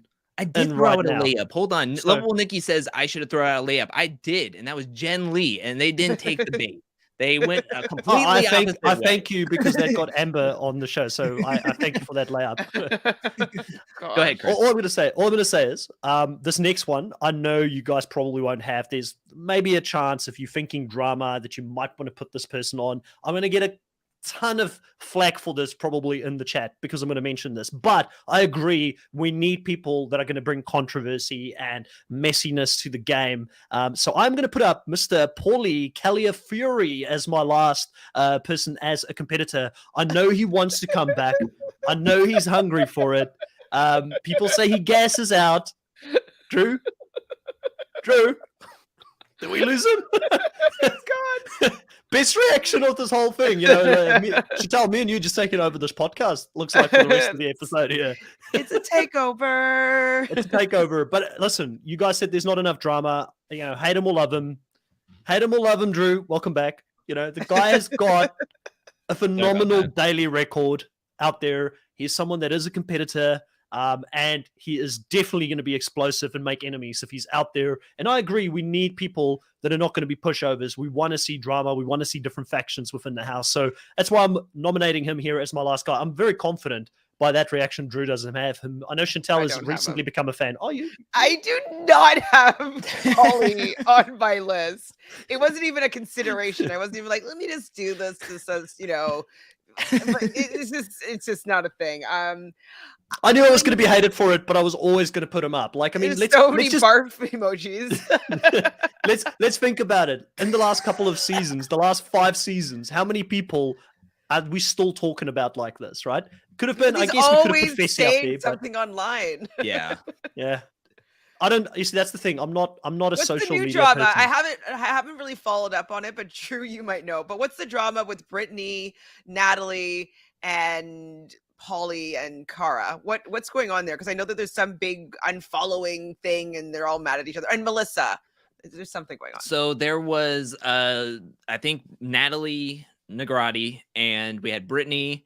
And then Melissa were all like hanging out one night with each other. They were doing like Instagram live or something. And they were just like going over challenge stuff. And they talked about how Cara's a clown. They don't respect her. She doesn't like stand up for women, and saying something to that effect. And so Brittany was calling Cara a clown, and Natalie was like, yeah, that's whatever with her. I don't hang out with her anymore. She's just like whatever. So they were calling her a clown, and so that of course is gonna make Polly and Cara clap back at them. And so that's what I saw from the little snippets that I got from a Challenge T account. But yeah. Wasn't Brittany kind of hanging out with them at their little hedonism 10 or whatever you want to call it? They were like friends for really not that club? long ago. So I don't know what happened. Isaac was saying that he hooked up with Brittany, and maybe that's where some stuff is going down. I don't know. This is getting messy. Maybe I should look more into it. But when I hear Cara's name or Polly's name, I kind of just like half listen or half pay attention to some of this stuff if it's not like real stuff. And I find Natalie Negrati really thirsty, so I'm always like, oh goodness. I'm going to look it up though and see what actually went down, because it could be interesting. Okay. Some tea. I do not have Polly. I do not have Polly. My last person, I don't know if you guys will have him. I think that he made a really great impact his first season. He came in second in his first appearance. He actually was paired up with Cara Maria. He had injured his eye with a champagne cork when he was balling out somewhere on vacation. I want to see this fast 6'6" man back on our screen. I want Theo Campbell. I think his last name's Campbell. It is Campbell. And I have Theo Campbell as my last pick here too. I was going to say, like, I don't have Polly, but I have somebody who has kissed Polly, and that is Theo Campbell. It's not that he wanted to. Let's just put it out there. I don't think it was definitely not wanted. I loved how Polly called him Love Island Boy or Lover Boy. And I mean, he was the one trying to kiss Theo and get up on his tippy toes and everything. So it's between Theo and Polly. Please vote in the chat. I already wrote down Theo, but I hope that it wasn't. I've got a feeling I'm going to get outvoted here. Theo is loved by the fans. I like Theo as well. Like, by the way, I didn't think of him. Funny enough, it's weird how we make certain rules. Like, I'll pick anybody, but then when I thought of him, I'm like, he's so far out of the realm of possibility with his eye and potentially not being able to actually go out there and do competitions. His like, fine, actually. He's on X on the Beach, Celebrity X on the Beach UK right now, and he doesn't even have a wandering eye. Like, I don't know what the actual damage is now, but it seems to have been repaired enough to, like, he looks fine. He's not wearing a patch or anything like that anymore. That's really encouraging to hear, because for him to go out the way that he did, something so silly, it's just such a shame. But I do think, like, most people probably will want Theo, but Theo will be a little bit more predictable. He'll listen to the numbers, go in a certain direction. Not necessarily. He's a mouse. Hey, Theo's not going to bring the fire. What do we remember? Challenge He's 34, messy. Chris. Do we remember that he was not a part of Kara's cult? Even though he was paired up with Kara and playing with her all of War of the Worlds, but when it came down to War of the Worlds 2, he was like, "What is everybody doing? Like, stop doing this! Like, we need to be playing." But he wasn't had to get thrown entertaining. in. He wasn't entertaining in his counter fighting too. To me, he was like, yeah. I I don't know. mean, Yeah, maybe get some poly votes in there, guys. Get some poly votes. There I is don't some know if you were just poly votes in there. misremembering this season because I thought that he was actually bringing it and he was kind of getting. Didn't he get together with Bear and him were trying to make kind of a little bit of a coalition and like he's trying to get all the UK people together? And so Yeah, he was being more subtle. He was being more subtle, a little bit more sneaky, I think, than Paulie. Paulie doesn't have subtlety as like one of his great strengths out there. It was you know? Theo, Bear, Kyle, and Georgia who were on the outside, and they were trying to play and try to be like, let's think about this and not throw me in every single time. We can win this. And then he got thrown in against Jordan in a sledgehammer competition, and it just was not going to work out for him. Some poly votes were coming in surging at the end, but I think there was an overwhelming Theo. we want to see Theo. Come on. Theo came Hey, in. And I knew as soon as you guys put Theo on there, if it comes to likability, Theo is definitely the more likable person. Now, who would I be friends with between the two of them? Theo, 100%, let's be honest. But I don't care for the people that I want to be friends with on my TV show. I want entertainment, I want chaos, but I respect it. I got a couple of poorly votes here. There's some people who are with me. I get it. Most people don't want that. And I'll just say, for those that are saying I've completely lost my mind, I didn't put up Josh or Fessy, right? That would have been the next step. So I wasn't going to go that far. I didn't want to get canceled. We might have had YouTube. to disown you if that were the case. Lose my number after that. Just like, nah, Yeah. never talking to him again. Also, Theo is looking big. I think is training to be a boxer or something like that. nice. He's in the gym a lot. So I do think that he is looking fine. And I think he's even better than before. So I would love to see him back. Lovable Niki saying, we don't want to see your big brother logic, Chris. All right. I'm nothing but predictable. Does anybody have unpredictable? Does anybody have anybody maybe another category? Yeah, we locked up both the competitors. So do we want How to many nominate? people do we have left? Vets and men and women. How many? So I think we're low on the women at this stage with the vets. Women vets we're low on. I have 3 men and 5 women vets left, and we can go a little bit quicker on these next few ones. I agree. I have that same. So we're doing okay. Let's do. Does anybody want to? I'll throw up a woman. All right, let's do it. I don't know if you're gonna have her or not.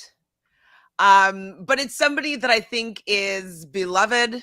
I think that everybody wants to see what this woman is going to be able to do now. She's a mouthpiece. She doesn't back down from anything, but she's also able to do well in these seasons. She hasn't been on for a long time, but we are all begging for her to at least come on to All-Stars. So if we had a chance to get her on this season, I want to see Coral. Give me Coral. Let me see Coral on this season, please. Wow, Coral for the main season. I would Mhm. love to see her on All-Stars, but Coral is very strong competitor. I do not have her on my Challenge 38 cast list, but if we are making fantasy cast, then Isn't Coral that what this is called? that is a tiny picture. That's how From, long like, ago. 2001. That's how long ago she played. Yes. You can't even get. Like, let me see if I could zoom in. That's like the old Super JPEG pixelated. format. Yeah, it's very blurred out. But I do not have Coral, but I love Coral, and I desperately want to see her at least on All Stars and make her All Stars debut sometime in the near future. Yeah, I'll throw up another I guess player that has Maybe. been playing a very, very long time ago against her, and I will put up Evelyn Smith as a player that I got wouldn't mind Evelyn on coming back mine. and I've playing. got Evelyn. Do you have Evelyn, got- Drew? I do not have Evelyn. All right. Well, So Evelyn for me, I don't want so she's Evelyn versus Coral. Choose somebody else. 50-50 what looks of it on this one. So let me just quickly get her photo up here as well. So obviously with Evelyn, she hasn't played for a long time. I saw her towards the end of her challenge career when she played at Fresh Meats 2s and Rivals. Obviously she won and then left on a high. But from the little bit that I saw her play, she was feisty. always involved in the strategy. Great competitor. I think still now is regarded as one of the best to ever play. I know we're trying to keep this shorter, so I feel like bringing Evelyn back, she's young. She's only like, 33, 34 right now, so she could easily still come back and compete in the main show if she wanted to. Now, because I don't follow social media all her life on Instagram, I don't know what she's up to these days, but I am nominating Evelyn. What do you like about Evelyn, Chantele? Sorry, I just need you to pull up Julia's comment, Drew, because I thought that it made me chuckle. This one? What kind of monsters are you? It's how we do bad. This is bad. I mean, I love Evelyn, absolutely. Never afraid of going against the main factions, but then also able to put her tail between her legs and work with the people that she hates in order to get a win. So I like that about her. I like that she's also physically really fit. She's capable of doing anything, and people will always want her to be working with her, want her to be on their team. And so I think that for this particular cast, like, I think that she would mesh better, and I think that she'd probably do better than Coral would do on this particular cast that we have so far. But like, I really do love both of them, and I would love both of them to make an appearance on All Stars. But for this one, I think that I give a slight edge to Evelyn being on this cast. I think should do a bit better. Do we put it up for a vote, or do you want to put someone else in the ring here, Drew? I guess we'll just do, from the rules that we stated, we'll do a 50-50. So it's everybody vote for either Evelyn or Coral to make their long-awaited challenge re-emerging. I think Zuda mentioned that Coral was possibly in the talks of being on Dirty 30 back in the day. Wow. And if that's the case, man, we were robbed. We were robbed of a 30-person cast that was not at all having Coral on it. When we got Brianna coming in late to the season, and she needed a redemption after what happened with Brandon and her having to leave because Brandon missed his girlfriend. But that was such a huge blown opportunity not having Coral if she was even thinking about coming back onto the show. That is such disaster. I mean, I wish that she was still part of the whole world, but fingers crossed that she can still come back soon. Yeah, everybody keep voting because it's kind of close. This stage is looking Evelyn slightly, I would say, edge. Slightly edge. So we'll keep it open for a little bit longer. I think this is a huge battle. I'm not gonna lie. Like, I was not expecting an Evelyn versus Coral vote here on this fantasy. Both on my fantasy. This is so that means one of our picks will maybe get 50-50, or I'll just drop somebody, I guess. If it comes down to it. Someone if we need to. Yeah. So there's a lot of people to choose from. Come on, guys, we can make a last edition if we need to make it interesting. Oh yeah, there's still people that I guess I don't know. I got a little confused there. Coral's making a little bit of a comeback, but I still think I don't know. This is getting close. I mean, I feel like it's super close between Coral and Evelyn here. What can you guys see the comments? And it's very close. Like, I'd have to literally count. Yeah, I feel like there was another one that was this close as well, but I think Evelyn is starting to sort of slightly pull away. Like, it's very close though between the two of them. I mean, I love the politicking in the comments, being like, "Come on, everybody, we know it's this one person. Let's go." Yeah, I mean, I think Evelyn's got the slight edge from what I'm seeing. Let's be real. Whoever is on, we win. Like, you can't lose between Coral and Evelyn. Honestly, I mean, I would love it if either one of them were to make it onto another challenge season, All Stars, or main season. But yeah, I guess if everybody can look, I'm thinking right now I think it could be Evelyn. I think it's Evelyn is like, it's like 12-10. Yeah. If like I just did like a quick count. 14, 15. Yeah, I definitely gonna have to do something with polls in the future. Like 15, I didn't 11 or so. So it seems, I mean, I just obviously just scanned it, but it seems like Evelyn has a slight edge here. Okay, so we'll just put Evelyn on the cast list. Sorry, Coral. Hopefully we can see her on All Stars, but we have Evelyn on the cast list as of right now. Maybe she's a what is it called? Replacement or what are they called? Yeah, Sub? replacement. Alternate. Alternate. Yeah. I say alternative like it's a music Alternative? style. Yeah.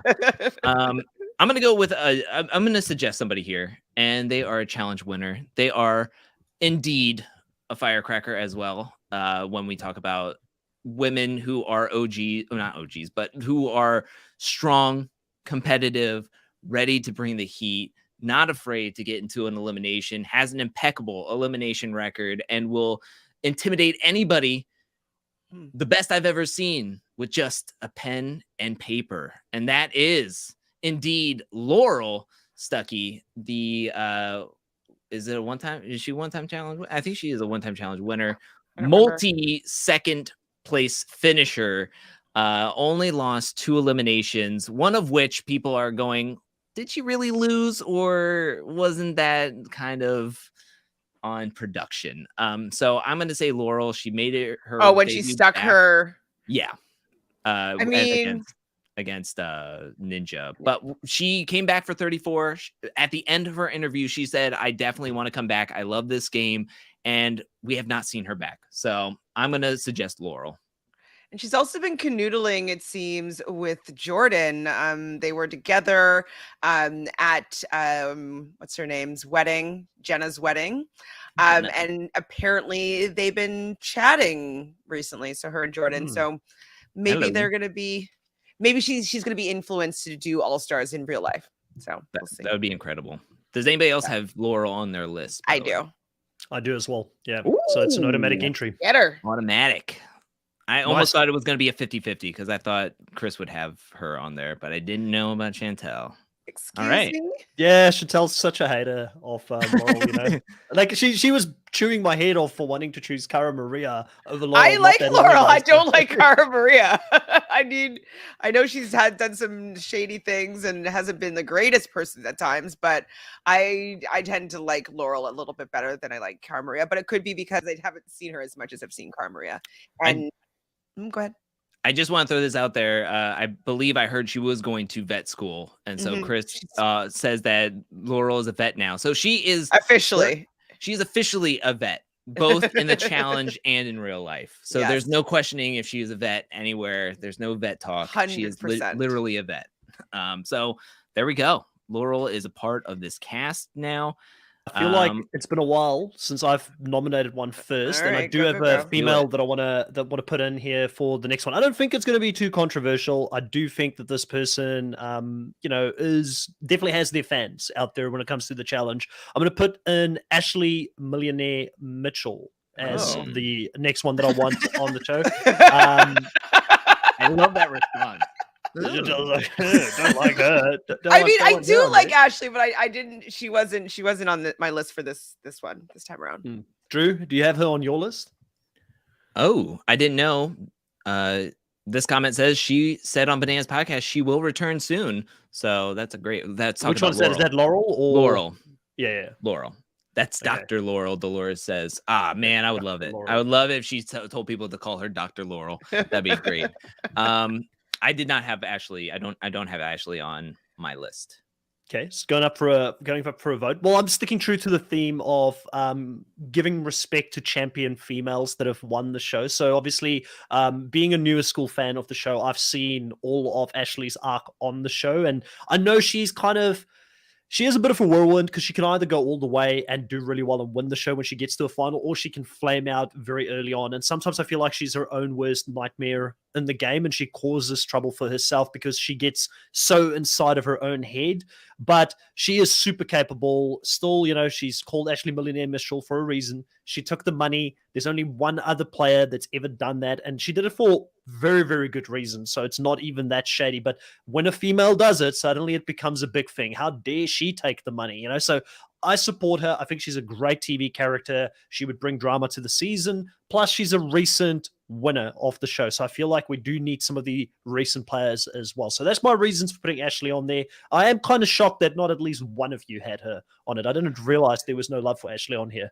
And I've It's not- podcasted with you guys for a while, so It's not the no love thing. I've had, I believe, Ashley on every single one of my drafts, since we've been drafting together. I believe, but she also has not gotten me the win every single time. And so I'm always like rooting for her, and she always seems to be doing something to get her taken out of the game. So I was just kind of like, maybe she just needs to rest for 38, and maybe she come back 39 and she can be rejuvenated and maybe get another win under her belt. I do like Ashley, but I agree, she is her worst enemy. And I hate the fact that she sometimes is willing to quit the game if her luggage doesn't show up on time, or she's so easily rattled at times that it's really frustrating to watch her. So I wouldn't mind if she's on the season, but I didn't have her on my list. Yeah, and I think what also muddies up the water for me is what happened last season, where she kind of just left the building and we have no idea what went on there or what happened there. So I'm kind of like, cool if she just takes a break for at least a season or two or however many. But I want to throw up somebody that I don't think either one of you have on there, and it is also another lavender lady, and that is AmandaH, somebody who has taken the knee for Ashley to get those wins, to get They're going to farther choose into the Amanda. game. I don't have anybody to go against these two people that I will get a win from. So I think AmandaH came back really strong last season. She was, besides getting hooked up with Fessy, she was a strong powerhouse last season. She was yelling at people. She was kind of like the logic to some of what was going on last season. And I think she could have made it a little bit farther if her court dates weren't coming in towards the end where she had to have left and kind of had to pick Tori. So I think it's time for AmandaH to get the fair shake and to maybe be on a season and call people out. I think now I will say that some of the stuff last season, she was going a little bit over the top with some of calling out Tori and doing all this other stuff. But I do think that she brings the drama, and we can't just have Jenny West's and Natalie Anderson's taking over this season. We need to have some drama here. So I'm going to throw up another lavender lady and put up AmandaH. I guess I'm going to put up somebody that I don't mind losing to both of these women. And it's going to be Emily Schramm. So, I mean, she's not that like flashy at all. And so it seems like this is kind of the loudmouth group that's going to be the drama causing. And she's definitely not in that. But I do like that she's so physically intimidating, and just, Jenny West needs someone to either work with or have somebody that's going to at least go against her this time around. And so I want to see what Emily can bring. She was pretty good when she was on Chance versus Pros or Stars or whatever it was. And I like her. I want to see what she's been up to. I want to see if she's still as strong as she used to be. And I want to see if she can go toe to toe with some of these new players. So I want to see Emily. Okay. Before we talk more about Emily, now that we have the three players out there, while we're talking about Emily and going over the three players, please vote on Emily, AmandaH, or Ashley. Who would you want to see on the Challenge 38? Please vote, and I will be counting as Chris is talking about his love for Emily. People are saying Emily is everything. I'm like, phew, I thought people were going to be like, she's boring. You don't want good TV. You want boring TV. I just want to, before we start talking to this, just a little quick thank you to Stephanie for watching the interviews with the Australian survivors on my channel. I really appreciate that I put out, and she said she enjoyed it. So thanks, Stephanie, for watching those. So I guess going into these three players, Emily is probably, if I had to choose between the three of them outright, and I didn't take into consideration how this cast is shaped up, I probably would have taken Emily outright, because she's kind of almost like a Natalie Anderson, but I feel like Natalie Anderson is like a more evolved version of her with more strategic game and that. But I mean, I do have a lot of respect for her. Obviously, I love the athletes. I think she is one of those players that have really not been given the respect or love that she should have been given on the show, or they haven't brought her back enough. And I don't know if that's due to her personally not wanting to go back and play the game because she's just got too much going on in her own life and she doesn't want to do it, or it just doesn't fit where her journey and what she wants to do. She might not like the toxicity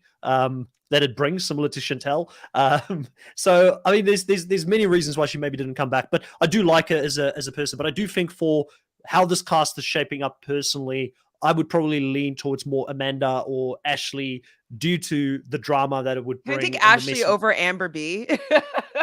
Sorry. Sorry. I mean, and Amanda. Did I say Amanda? No. I'm just asking if we can do that swap no. instead and have No. Emily as well. It's locked. It's locked. We're not changing. We're not going back in time. There's no hourglass twist for those who watch Survivor in this podcast. You know, it's done. But yeah, I think for the drama, I'd rather lean towards that way. I do think both of those are quite solid picks. I'm really interested to see who people in the chat would like to see. Between Amanda and Emily right now, it doesn't seem like Ashley actually is in the running. Seemingly, I don't know if I'm just misseeing here. No, you're right. I went through the votes as they were coming in, and it seemed like for every one Amanda vote, there was 2 to 3 Emily votes, and then Ashley would get a stray vote here or there. So I do think it is going to be Emily. Emily in the end, yes. It so looks Emily, pretty even. So Emily is the vote. When I go back and I just see like you would see like 2 Amanda votes and then 3 Emily votes, 1 Amanda vote, 2 or 3 Emily votes. It just seemed overwhelmingly to Amanda, even though Christina B right now is trying to switch over to Amanda. It does not help. But we are going to have really strong competitors with Emily, Laurel, Evelyn, Natalie Anderson, Jenny, Cam. Killer Cam? Like what? This is like Cam is like the confessional queen right now with Javon, because that's who we have right now as our confessionals, along with Bananas at the moment. And Wes. Oh wait, and Wes, right? Yes. Yeah. Wait, I wrote down Coral, and even though I didn't get this would be a stacked season. Let me just put it out there. When we are finished with this thing, we need to like create like a visual thing of this and post it on all socials to get some feedback on what people think on how the season would go. I agree with you, HJ. Amanda was robbed. So which are the sorry, can you just tell me the women that are on this season? I don't know if I wrote down everybody. So Jenny, Javon, Cam, Amber B, Natalie, Laurel, and Emily. Is that everybody, or do I miss somebody? You forgot Evelyn. I put Evelyn. Yeah. So we only have 1, 2, 3, 4, 5, 6, 7, 8, 9, 10, 11, 12. We only have 2 more spots for the women vets. Do we want to just like go through them real quick and just I only have 1 left, so I only got 1. Oh, really? Oh, because I put up 2 in that round with Evelyn and Coral. Yeah. So I only have 1. So you guys go, and then I'll see what happens. Oh, I've got 2 left. I know people are just gonna hate me for this. I have 3 left because I didn't have one for the Coral and Evelyn. So we're really so Drew, you go first then. Okay, Drew, you go. Yeah. All right. And maybe put up somebody that you think neither of that that we do have, and so we can just do a couple of those, and then I don't think anybody has any one of my 3. I don't think that's mine. I don't think people have. So yeah, that's where I'm like throwing it out there. I'm going to go with someone that I don't think a lot of people would think of or really keep in their minds or don't really remember. And that's really scary to me.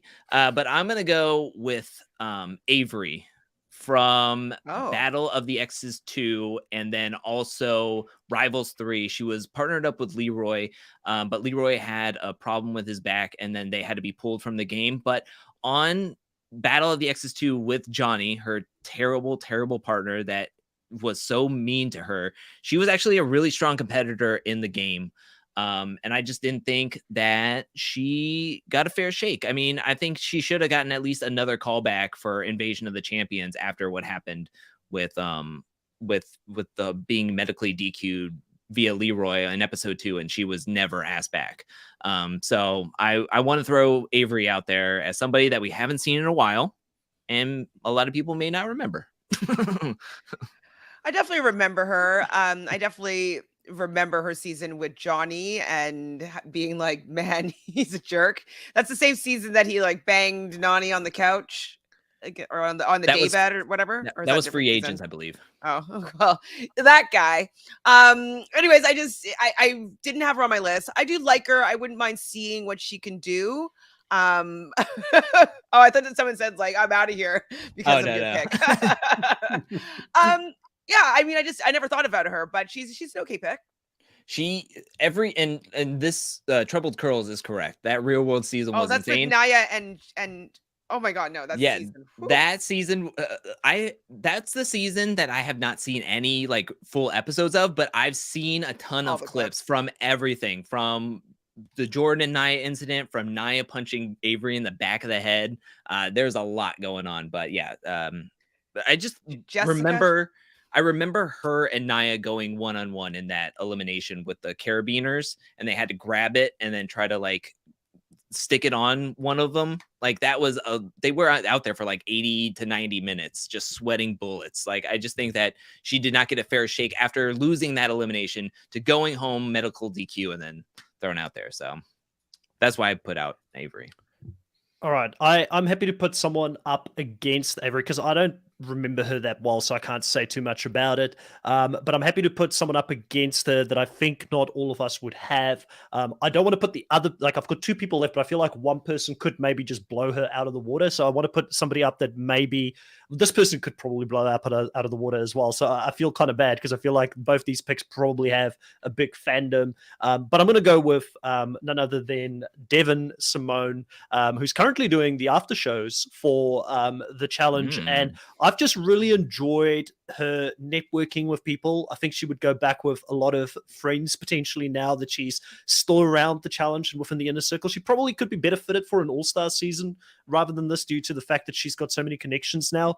But I like the fact that when she goes out there, she will have a fair chance to play that type of game. I mean, a lot of people forget she never actually really went into eliminations and free agents and somehow just kind of missed every single kill card as she went to the end that season. So never really had to prove herself, but she has played in a finale before. And I feel like, again, we need those additional people that are going to bring some life to the confessionals that we don't currently have, especially with a lot of these very strong female athletes out there. I think she could be a really good counterbalance to that. So that's why I am nominating Devin here at this point. And we know now that her abs are really flexing. So yeah, she can maybe do a good job. I'd love to see Devin back on a season. I definitely enjoy her commentary. She is capable of making shocking decisions, being in a relationship with Big Easy. Big Easy. Who knew?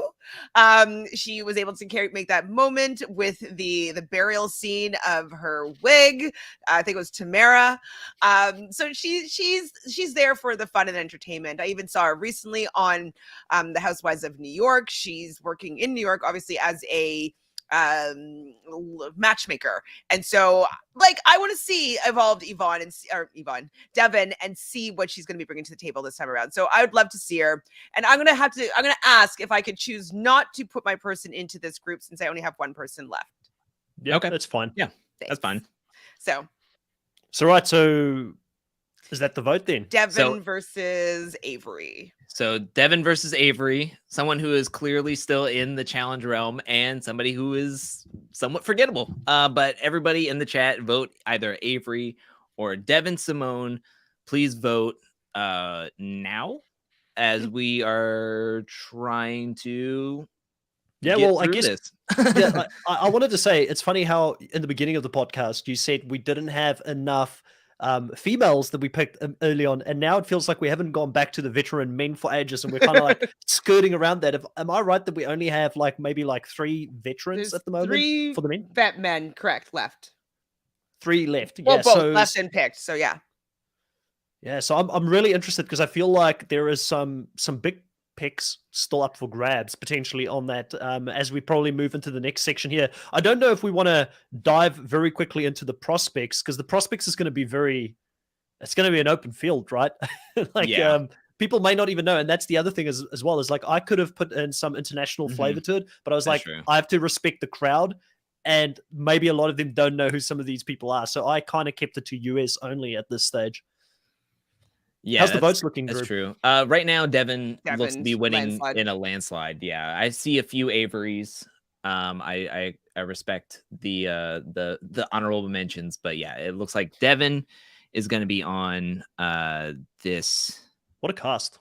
What a cast of females together so far, man! I reckon such a fun fun dynamic to the season. And I know, Chantele, you had someone reaching out to you saying we should do some sort of a simulation with this cast at a later stage. So for those that are listening, maybe we will do like a simulation, fun simulation, and we'll have to work through it because we haven't had time to, as a group, think how we would do it to see what could hypothetically happen in a season such as this, which I think could be fun. Yeah, so what the person was suggesting is that like we take like say a particular season and all the major events that happened on that season, plug them into this cast and who we think this would happen, who would win in this matchup, and kind of play through the episode with this particular cast. So I think it could be really fun just to see what could happen if you put this cast as a prototype in I don't know, a free agent season or whatnot. So it could be fun. I've been watching, so I'm just going to throw this out there because I'm really nerding out lately, but I've been watching copious amounts of Critical Role. I don't know if anybody knows what that is. It's a show where a whole bunch of voice actors play Dungeons and Dragons. So it's all role-playing games, and I'm watching through campaign 2 as I'm watching through their newest campaign that just started not too long ago. And so I thought it would be, I've been wanting to do something like role-playing, and it would be fun to give like attribute points. Like Devin would have, of course, a lot of like intelligence points, whereas maybe not so much the physical points, and then we could always pick the different like eliminations roll dice type of thing. And then something about roll die. And well, isn't that what Brent Steele ends up doing, is that you do put in those attributes and then you can kind of play it out? Yeah, so it's just a simulation, and there is a season format on Brent Steele already, so it could actually make it a lot easier for us. Yeah, sweet deal. Yeah, that'd be awesome. That's perfect. I haven't used it, so yeah, I've been wanting to. We'll talk about it. If we could do something like that, like that's right up my alley. Because right now I'm just watching like they're 4-hour episodes, and I'm just watching through all 4-hour episodes, and they have like 140 in some of the campaigns, and they do it for like 3 years is one campaign. So yeah, I'm really nerding out on that. Let's get through the last woman. And vet, we'll finish the men. And we'll finish that category. Go over to the men. You throw it up again. So yeah, let's who wants to throw? You have 2. We only have 1. Yes. You know what? I'm just gonna throw out this person. I don't think anybody else has her. She's on All Stars 3. Let's just throw up Kayla. Why not? She said she was kind of retiring, but maybe the money will be right. Let's throw her up there. It was either her or Natalie Negrati. Like, who would you rather me throw up there? Okay, Kayla. I would throw up Kayla. So I'm throwing up Kayla right now. Maybe the money is right. Why would you lock yourself into Natalie Negrati and Kayla? Like, why did you where in your head did you go down that rabbit hole where you're like, I have to choose one of these two? So one of them were a replacement for Amber, because I didn't want to throw up Amber, so I kind of threw in somebody else. So that person just doesn't get on the cast then. Okay. That makes sense. Now if Cara Maria was going to be on this cast, I would want Natalie Negrati on there because of the Instagram post we just talked about. But I'm going to throw up Kayla. She is physical. She can still play on the main season if she wanted to, but she talked about timing, and hopefully by this point they're not spending 6 months filming one challenge season for like explosions and stuff. So I'm gonna just throw up Kayla as my final person. Don't have her. I assume Chantele doesn't have her. Chantele, do you want to go with the next one, or do you want me to go straight into... I saw someone in the chat say Keena, and I'm like, close. I chose Susie Meister. Whoa. I want to see what would happen if she came back to play. I know she's never going to play again from what happened to her best friend, Sara, that she has her Brain Candy podcast with Banana stealing the money from her. She was never going to go back since. But I'm sure with enough money and an offer, she would be willing to, come back into the ring. So I would like to see what Susie can do. She was pretty good at, getting in with the guys and having them at least want to take her to the end. And she's won a lot of challenges because of this. So she was pretty good in eliminations, if I remember correctly, surprisingly, because she's quite a thin girl. She still was really competitive. And so I want to see what Susie has to do. Like, if she still can, play this game, if she still would be as strategic, she would have some of her old OG friends in there. And so she could do a good job. So let's see Susie. All right, so I don't have her. Obviously, from a different era of the show that I'm still sort of educating myself on a little bit. But I've left the biggest one for last, obviously. Yep. You guys know what's coming. We all know. You guys is it know who's the her? last person Cara going on. Maria? Really? Cara Maria's coming in. She's the final person on my list that I All have right, not everybody mentioned vote as of now yet. between Susie, Cara Maria, and Kayla. And Yeah, we'll be I just- surprised. We'll pretend to be surprised at what could be. I'm just gonna say the thing with Cara Maria is there's a lot of hate for her out there, and I get it. Like, I mean, she went through a phase of being the girl that was bullied to becoming the person who was probably bullying and being like this big badass beast out there, winning challenges and running the show. But I think without Paulie's already been rejected this season. Cara Maria could be interesting on a season such as this, where she With does Laurel, not have I him guess. on there as well, and with Laurel as Yeah, well. So true. I feel like it wouldn't be complete without her on it. I mean, she's been to more finals than anyone else. She's won two times. She's great at elimination. So put her in there with some of the other beasts, in my opinion. Give her the respect. Yeah, it's a landslide. I've gotten one vote for Kayla so far. And then I've gotten one vote for Susie. Oh, 2 votes for Kayla now. And 1 vote for Elka from Real World Season 6. It looks like Cara's going to make it on there. Cara Maria.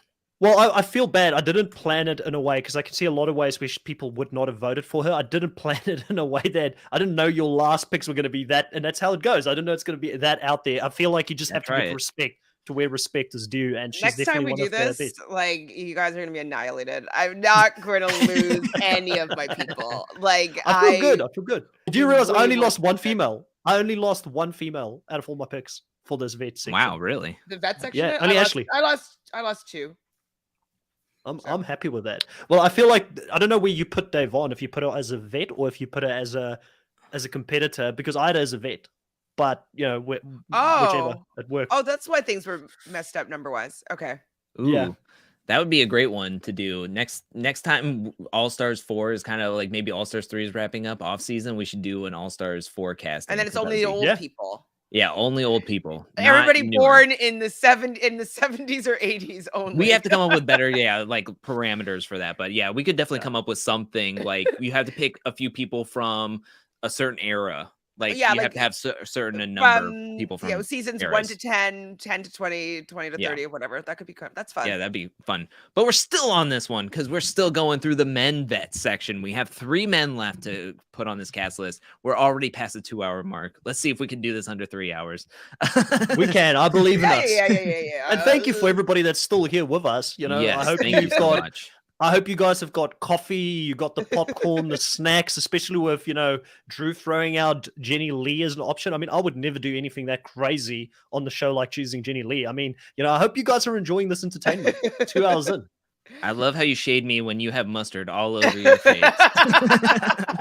Get out of here with that. Yes. And also this will be available via podcast audio. If you have to go and you want to just listen to it via many car rides and commuters from work, like all week, you can next week sorted. The whole next week sorted. Who wants to put up the first or the second half of the men vet?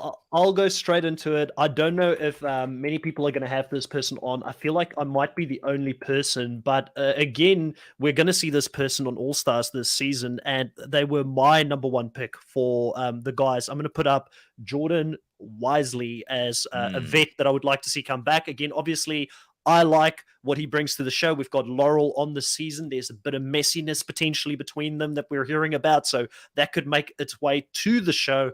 And I think he's super capable, and now that Tori's not on it, I think that it could be exciting to see Jordan. Like I'm a fan of Jordan. So yeah, putting it out there, I'd like to see Jordan back on. And maybe if there is a rivalry between Wes and Jordan and they do go head to head, that will carry over to a season where they're both back on. So yeah, I didn't really think I thought that anybody that went over to All Stars was kind of part of the All Stars cast. So I kind of didn't really think about them for this particular cast list because I would have more likely have put Jordan on mine, but I didn't this time around. I mean, I think he's a great competitor. I think that he can go toe to toe with anybody. I think that on this cast, it'd be very interesting to see how well he does because the men on this season so far there's no layups at all. So I would love to see how he would fare with everybody being a match. everybody being able to beat him at stuff. He's not going to be the best at everything with this group of people. So I would like to see him on this cast, but I didn't pick him. I did not pick him either. All right, so he's going to go up for a vote. Going up for the vote. Chantele, do you have somebody ready to go? You would like to put up against? Or I can go because I know exactly who I want to put up against him. Okay, go ahead. I will put up somebody else from the real world Portland. And that is somebody we haven't seen on the challenge recently, but we did see him on X on the Beach, Peak of Love recently. This man is fit. This man is strong. This man's name on Twitter is Black Zeus for a reason. And that is Marlon. I have Marlon on this cast list. He has only done, I think, one season, which was Rivals 2, where he is partnered up with Jordan. But this man is fit. This man is strong. And he was messy on X on the Beach, Peak of Love. And I feel like this man would be great to have back on the challenge. I mean, this picture does not do him justice for what he looks like now.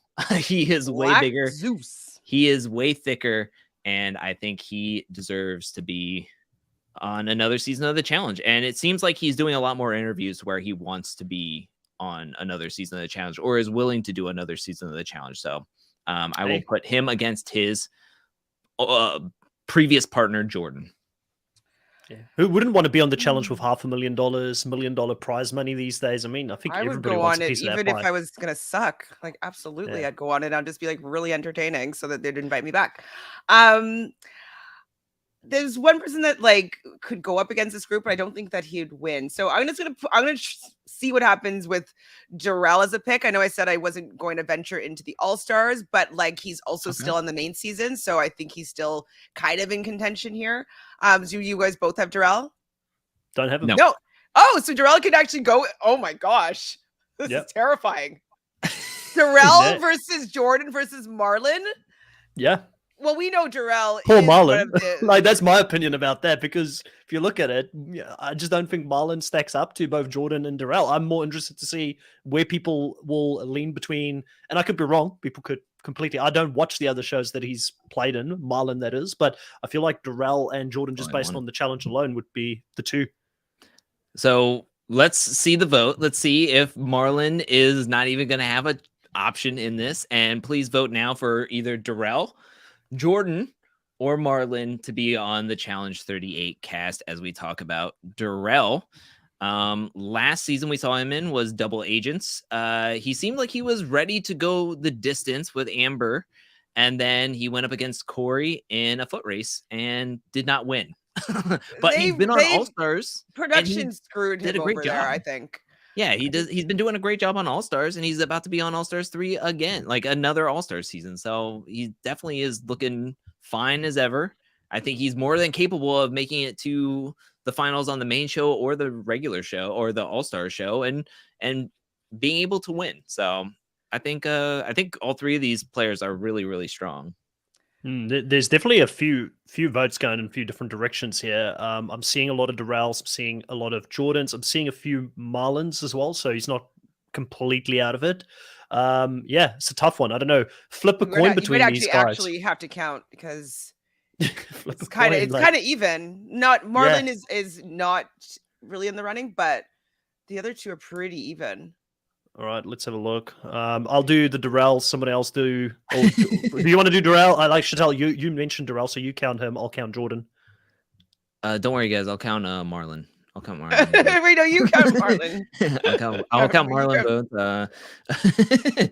We know that he's gonna be surging here. Where did it start? Okay, here.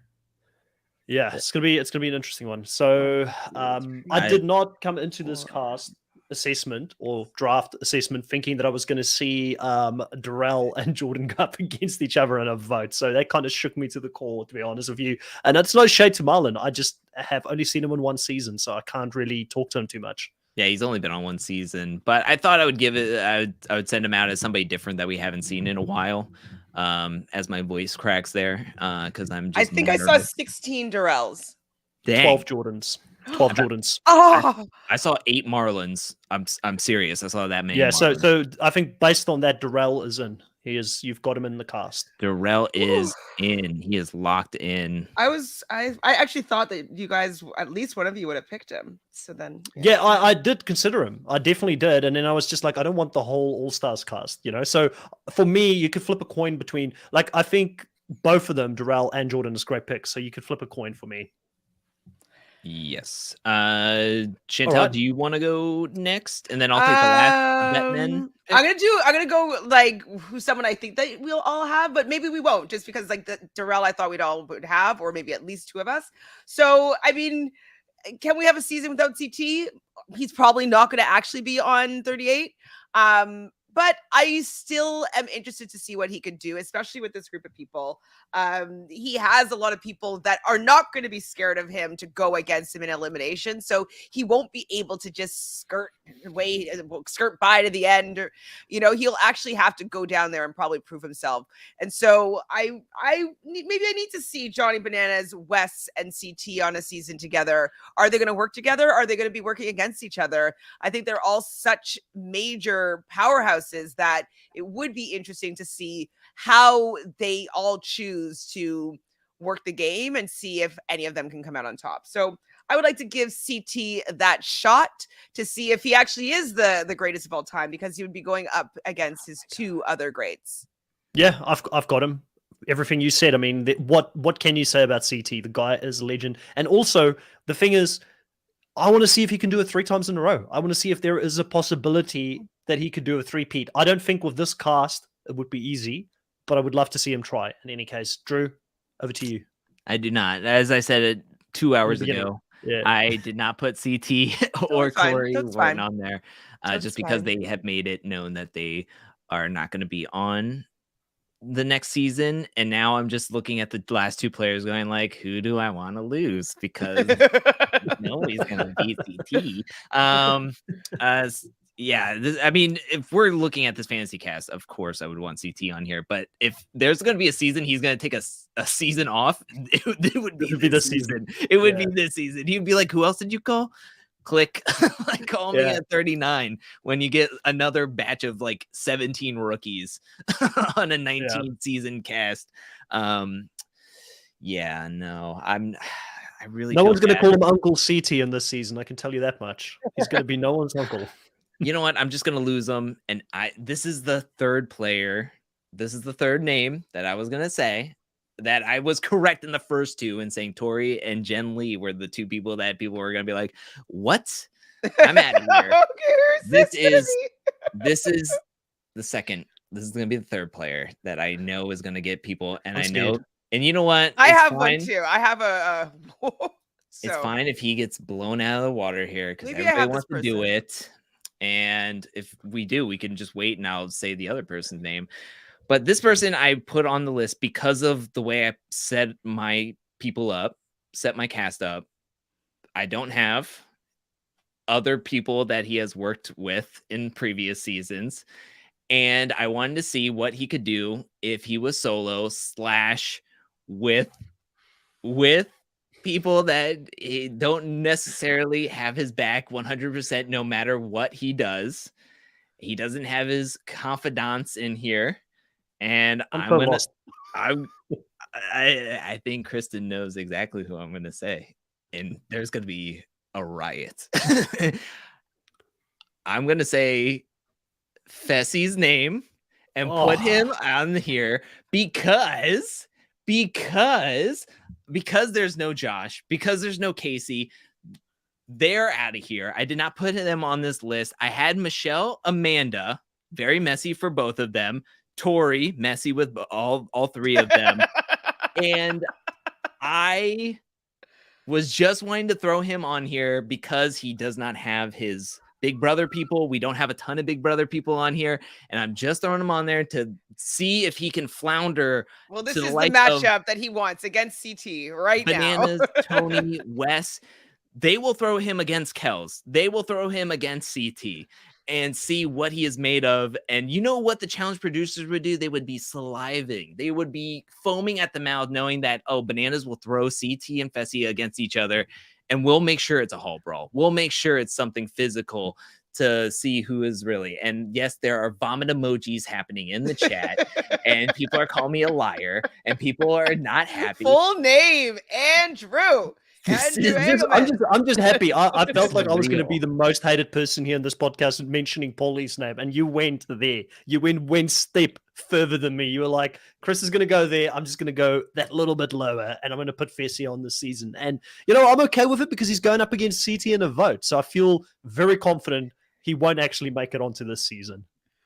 Please, people, do not betray us. Do not betray my another full name. I got another full name here with Andrew. This is too much. All right, so everybody vote. CT or Fessy. We'll pretend we're shocked as I write CT's name on this list. So CT.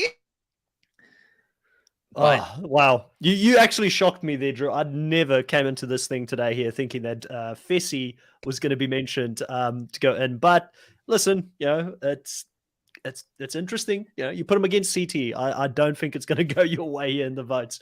Well, and this is what we've been talking about through the offseason is what can the Big Brother players do when they're not coming in as a really tight trio. There's nothing Fessy could do or say that Casey will not have his back 100%, and vice versa. Josh throws a glass at him, but then goes and cries, and they both cry together in bed like an hour later, and they are fine, but they still have that messiness to them. I want to see what Fessy can do when there is no Corey, because I think he's the buffer between him, Fessy and Nelson. And I want to see what he can do when the only other Big Brother player that's on there is Amber B, who he has no ties with and beef with. I want to see. Sorry, he's not getting on it. He is not going to be getting on it. It's CT by a landslide. So CT, let's move on. CT is on here. But that's what I want to see. If we are doomed to have Fessy on a season, I want to see what he could do by himself. We've seen what Evan can do by himself when he doesn't have Kenny and Bananas. And then the same thing with Bananas without. There's just no reason why we have to have the same three people on every single season that will always have each other's back. And there's no reason they would ever go that way. Anyways, last vet men. I will throw out Scuba Nelly because I didn't want to see him get absolutely decimated by CT in that vote. And I would rather, if I can't have Corey, I would love to see Nelson. He was in the finals. He was sadly taken out by Kyle when they weren't doing so well.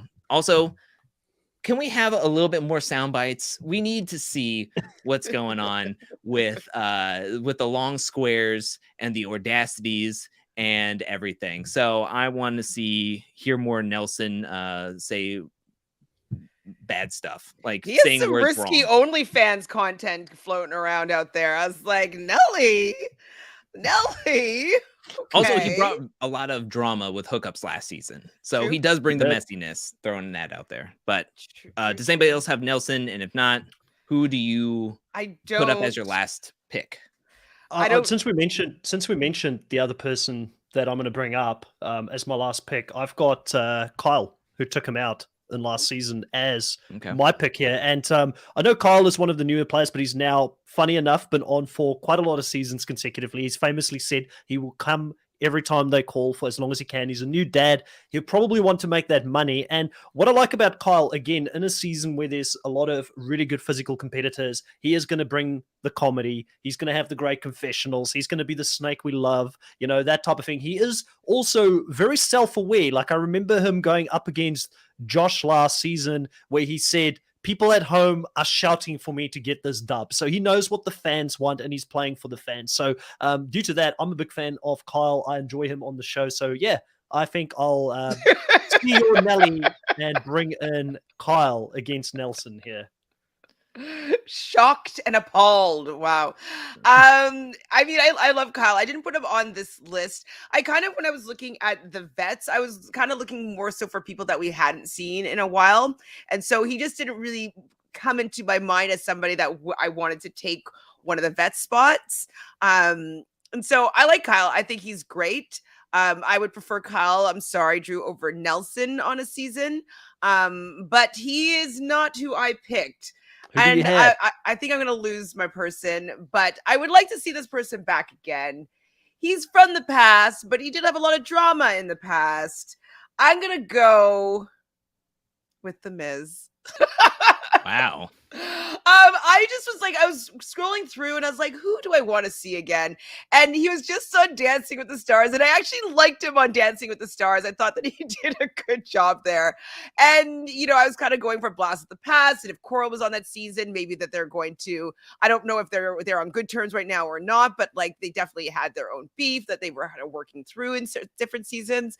So I wanted to see how their relationship maybe have evolved since, and if he's still capable of doing well and being a physical competitor. So I was curious to see how The Miz would fare in recent times. So that was my pick. All right, everybody vote for either The Miz, Kyle, or Nelson to be the final vet man on our Challenge 38 cast. And then we're going to get into the few votes for the prospects, the challengers making their challenge debut, or the people making their challenge debut. Everybody was shocked about my Fessy pick. I'm shocked about The Miz. I would love to see The Miz, but yes, The Miz. Like, how much would you want to see him come back with this group? Like, I don't know. Yeah. The group is just so. What did you want so to see him in? iconic. What did you want to see him in an All-Star season rather than the season 38? We weren't talking about like would you rather. We're saying who you want to see on this next season, and Yeah, this cast. Like, I would like to see him on this cast. Like, I think he could do equally as well as Coriel, like, or Theo. Like, let him come back. He knows some of these. He knows Johnny Bananas. He knows Wes. Like, he could still get in there and do some damage. So I want to see it. Yeah, It's like that's going to be between Kyle and The Miz from what I can see at the moment. So I don't know if we want to do a quick count of votes here again. Chantele, you focus on Miz, I'll focus on Kyle, and you just, if you want to, I don't know, Drew, do a count on your end as well if you think there is a chance for Nelly. Well, I actually looked, and every Kyle vote, there was like 2 to 3 Miz votes every single time. Okay. So I just assumed that The Miz has this on lock.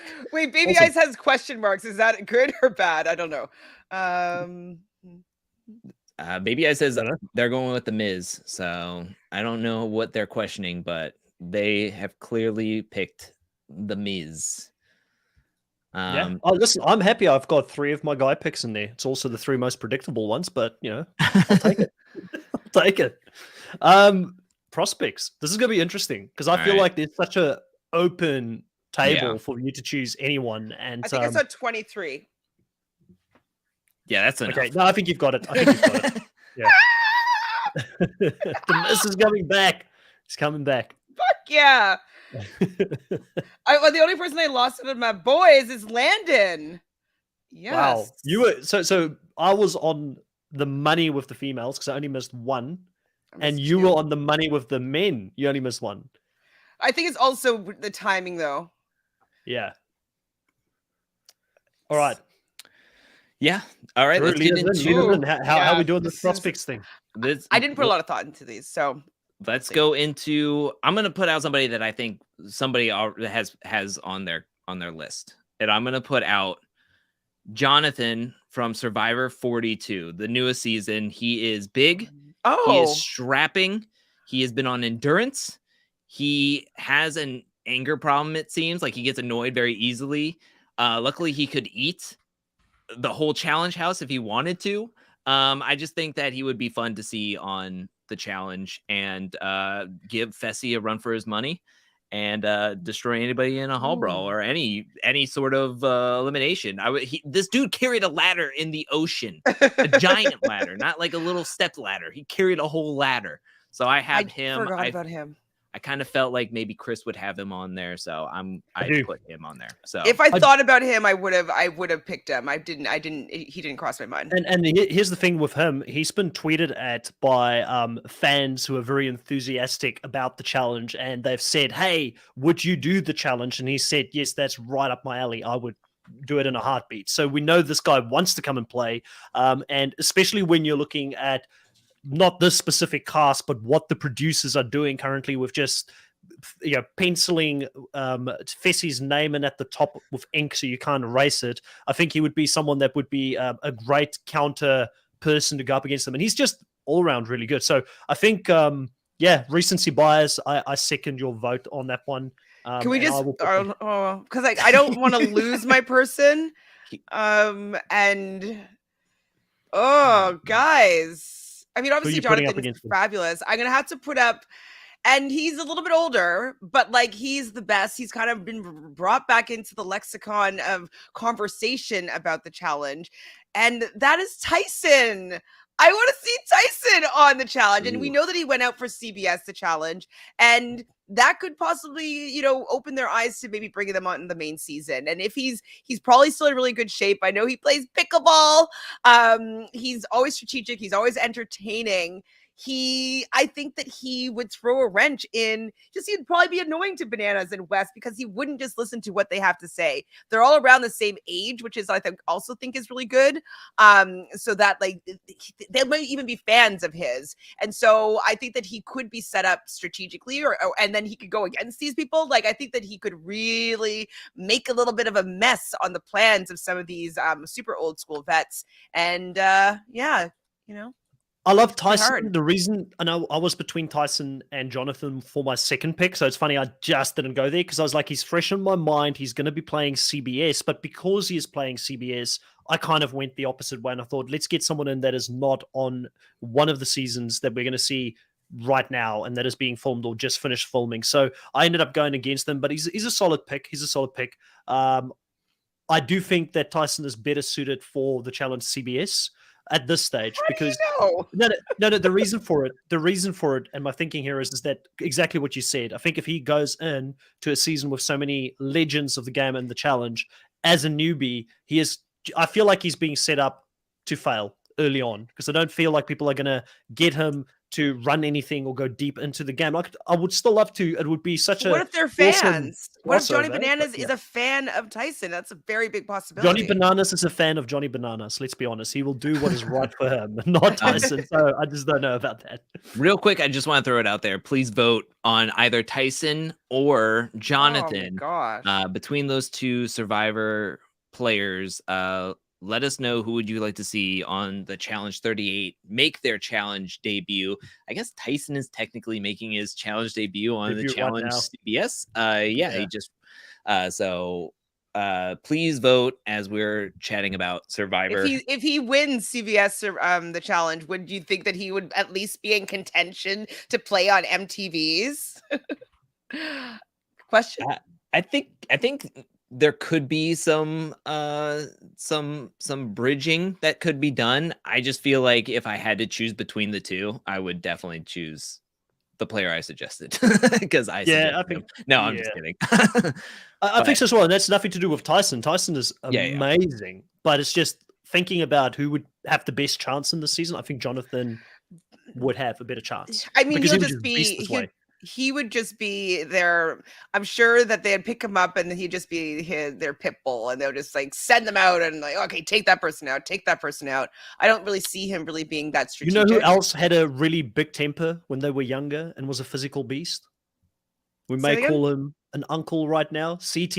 I said, you know who else had a big temper and was a physical beast, but became a big teddy bear, like a CT, could we have someone for season 60 or 70 that becomes a legend? But anyways, I think, Jonathan versus CT would be amazing. Imagine having both of those two in there. It'd be amazing. So, but I do think Jonathan got the most votes from what I saw. It looks like it. And just like what Chris says here on this comment saying, I would prefer Tyson, but Jonathan is more realistic. So they voted Jonathan. I think this is a fantasy cast. I will never. I will never say no to more Tyson, but I do think that he didn't come to my mind as Jonathan did after seeing him for 7 weeks now, just absolutely dominate in prize challenges and win some single-handedly. I mean, I would love to see him, and hearing that he said he would do the challenge is incredible.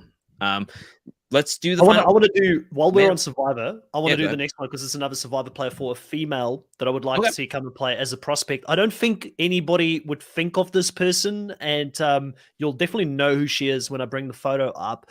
She's a physical beast. She played in Edge of Extinction a season that wasn't very well liked that season. Someone that I've put forward that I really want to play in a crossover international season, Lauren O'Connell, is an absolute beast.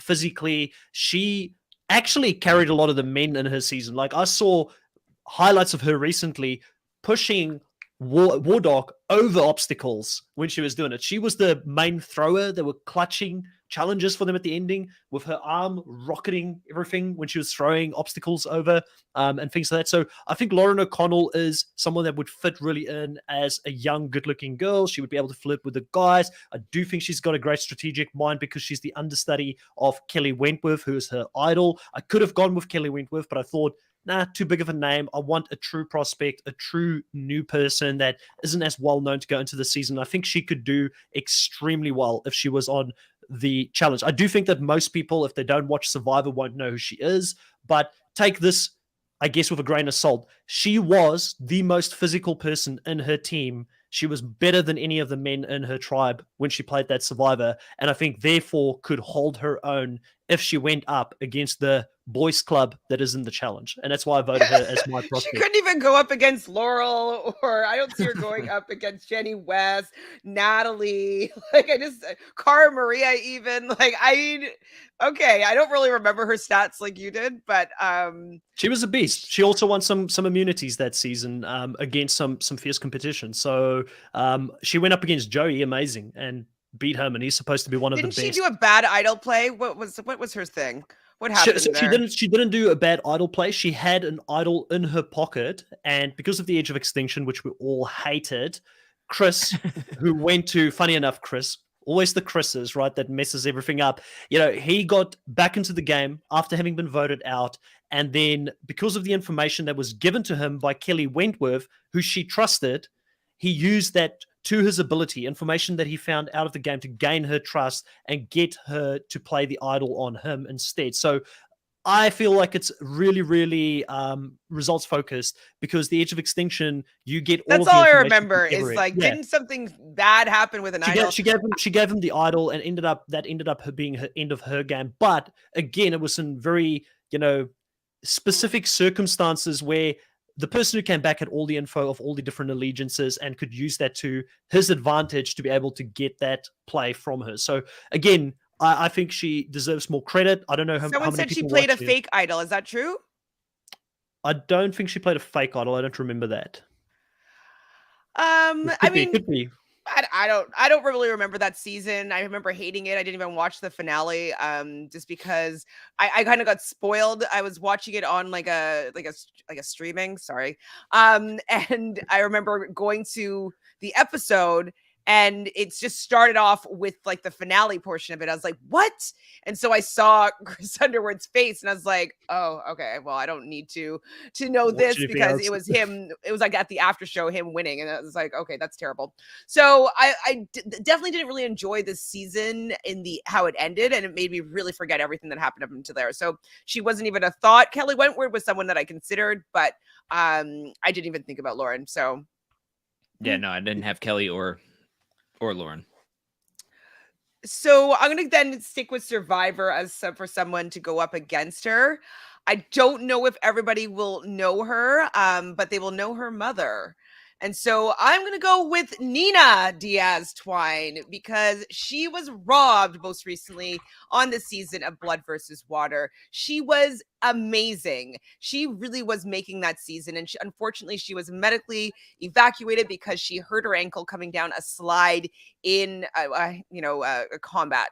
And so I really think that she deserves a second chance. Her strategy is amazing. And I think that she would be able to get in there and play with all of these people. And I'd love to see her try. She's at a good age. She's probably 24, 25 right now. She's been schooled by Sandra, two-time winner.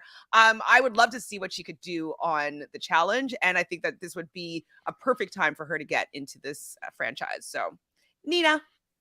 Hands off, she's Australia's. But no, I understand. If we could see her on the Challenge Australia, that would be amazing because she played Australian Survivor. And I, on purpose, didn't choose any international ones for this because I didn't know how many people would actually know who the international players were. But I think that Nina is a great choice. And to be honest with you, yeah, I mean, I wouldn't be surprised if people vote her. She was unlucky to get injured. She was doing good in the physical challenges. She's definitely mentally good, and she's got a killer confessional game as well. So funny and people don't realize this. cunning. I don't know if you mentioned this because I kind of tuned out a little bit reading some of the comments, but she nearly got on David versus Goliath in the US and just didn't make the cut last minute. And I feel like David Goliath was such a great season for Survivor, but it could have been even better with Nina in the mix, even though as an Australian Survivor fan, we thank Jeff for making a big mistake and not putting her on that season, because yeah, great choice.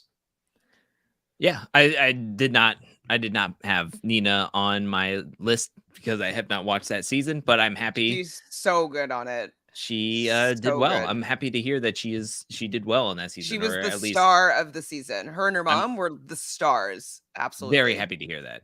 Now I got to go watch that season. Well, only the first like 12 episodes.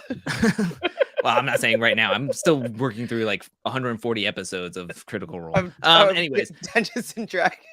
yeah, I'm gonna True. throw out somebody who maybe is a little bit under the radar, but as I was watching their Survivor season, I was only picturing them maybe being called for the challenge and being on the challenge, and I think that they could do pretty interesting on the challenge given the circumstances or the cast. And I decided I was going to put up Liana from Survivor 41. I just think that she is young. She was playing a good game up to a certain point, and then it got blown up. I think every time I was watching her on the show, I was just like, I could see her on the challenge. That's the only thing that was like going through my mind as I was watching the show. So I'm going to put up Liana as the vote here. So we have, please everybody vote as we're talking through this via Liana, Nina, and Lauren. All via Survivor players. So vote on which Survivor player you would like to see on the Challenge 38. Make their challenge debut on the Challenge 38. But what do you guys think about Liana? Yeah, listen, Liana, for me, the one issue I had with her that season, the only issue I had with her was she was so razor focused on Xander and getting Xander out of the game. And it just became to a level where I thought it was a bit petty, and it was hard to get behind her due to that. But then Xander ended up outplaying her with the help of a few other people. But I do like her. I mean, physically, she seems really capable. Personally, because I've watched all of the seasons and I have to go with my pick, I guess, at the end of the day. But also Nina, I would rather have Nina or Lauren personally on the show, but I could see her being a lot of fun, and I think she's younger, so she'll fit in with the crowd really well as well.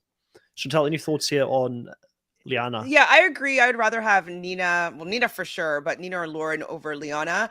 As much as I liked Liana as a person, I definitely felt that she lacked really in the actual strategy of it all. She really poorly misread the whole situation with the knowledge is power advantage.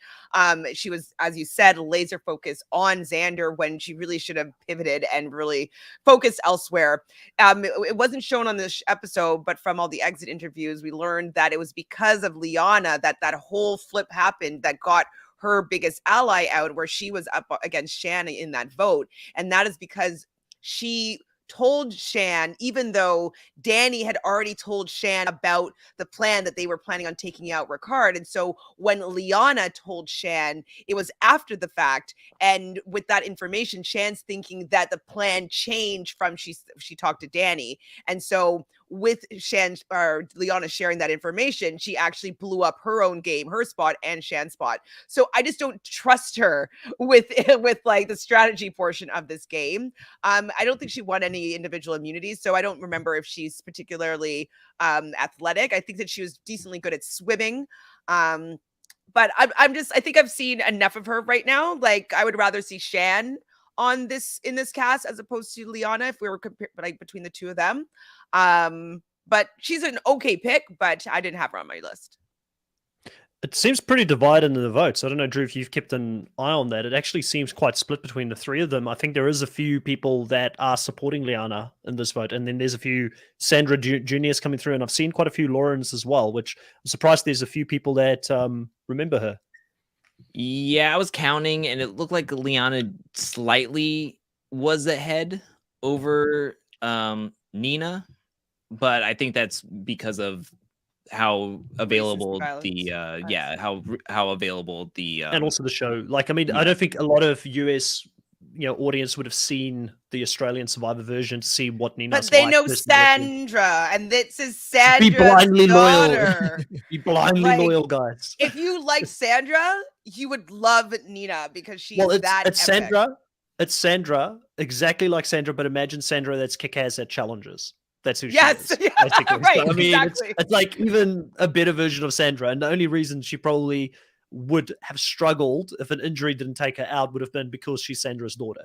But if she was going into a season and no one knew that, I could see her win it easily, I think she was in a really close contention of winning her season that she just played on too. If she hadn't been taken out, she wasn't someone that people were considering for at least a long time. So go listen to my if you've watched the Australian Survivor, go listen to my Josh exit interview. He talks about that relationship between himself and Nina and what they may have done differently if she didn't get injured, because Josh was the person ideally that ran a majority of that season strategically. But yeah, definitely who we're going here with? Do we think it's Liana with a slight edge? Looks that way. Yes, I have Liana locked into the cast, and we only have 2 more players left. One more. I don't prospect think any and of mine are woman going to get prospect. on. If you don't want Nina, you're not going to want my other players. Well, I'll go straight into the next one. I've got one more Survivor player, staying true to the 3 out of 4. I don't feel like enough Survivor players have gotten onto the show. Normally that puts them at a massive disadvantage. This person has not played before in the challenge, and obviously have not played in quite a long time, but it's going to be Malcolm Freiberg on the challenge. I would like to see Malcolm come back. He is someone that is great at challenges. He reminds me of like your Joey Amazing and Aussie kind of archetype when it comes to Survivor, but he also has the strategic chops and he is a showman. His scene with the 3 amigos where they all had idols and forced a vote in a direction that they wanted to go was pretty epic, and I think started this whole showboating at Tribal Council era that we see in Survivor right now. So if you think Jay and you want Jay on the show, this guy is the more capable Jay, in my opinion. Someone that physically will do extremely well. He's well balanced, and yeah, he's a great guy. He's got good energy about him. So yeah, my vote will go for Malcolm, I'm sure, because there's so much people we can choose from. Malcolm isn't chosen by anybody else. No. Yep. I mean, I like Malcolm. I don't remember him as clearly as you do. I remember thinking he was a good competitor. I think he being like, oh yeah, like he's good. He's great. Like but I just wouldn't have thought about him to bring on to this season. But I like him. So my person to go up against him though is, I guess he's kind of a similar type person, but from Big Brother. I'm sorry, I know we said no Big Brother, but we're gonna go with the man who lost to Casey. The man who did all the strategizing that particular season in order to lose to Casey in the end.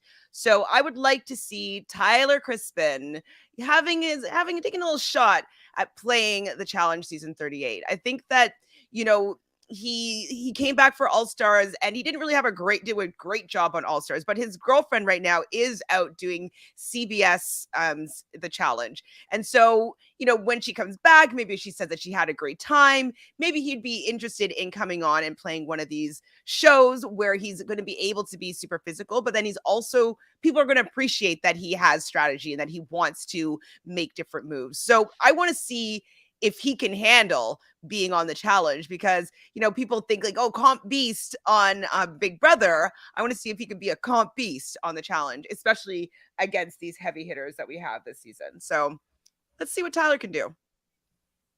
Yeah, I'm a big fan of Tyler's first game. I think, in my opinion, he was very unlucky not to win, but it also so it's like Earl.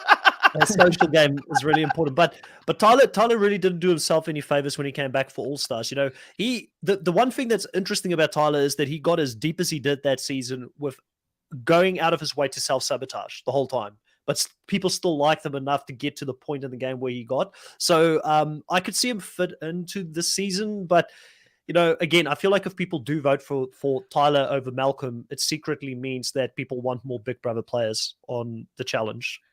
And I'll leave it at that. Well, I'm going to throw this out there and say I don't have Tyler, but I do have a Big Brother player. And my first Big Brother player did not Is go this over so Fessy well. again? No, I'm just kidding. This is not Fessy. Can't This be is Fessy. Scotty. No, I'm just kidding. This is someone who is a winner. He showed great If physical you strength. say another Yes. Calafiore brother, Yes. you are going to be ejected from this podcast. I don't care that it's your channel.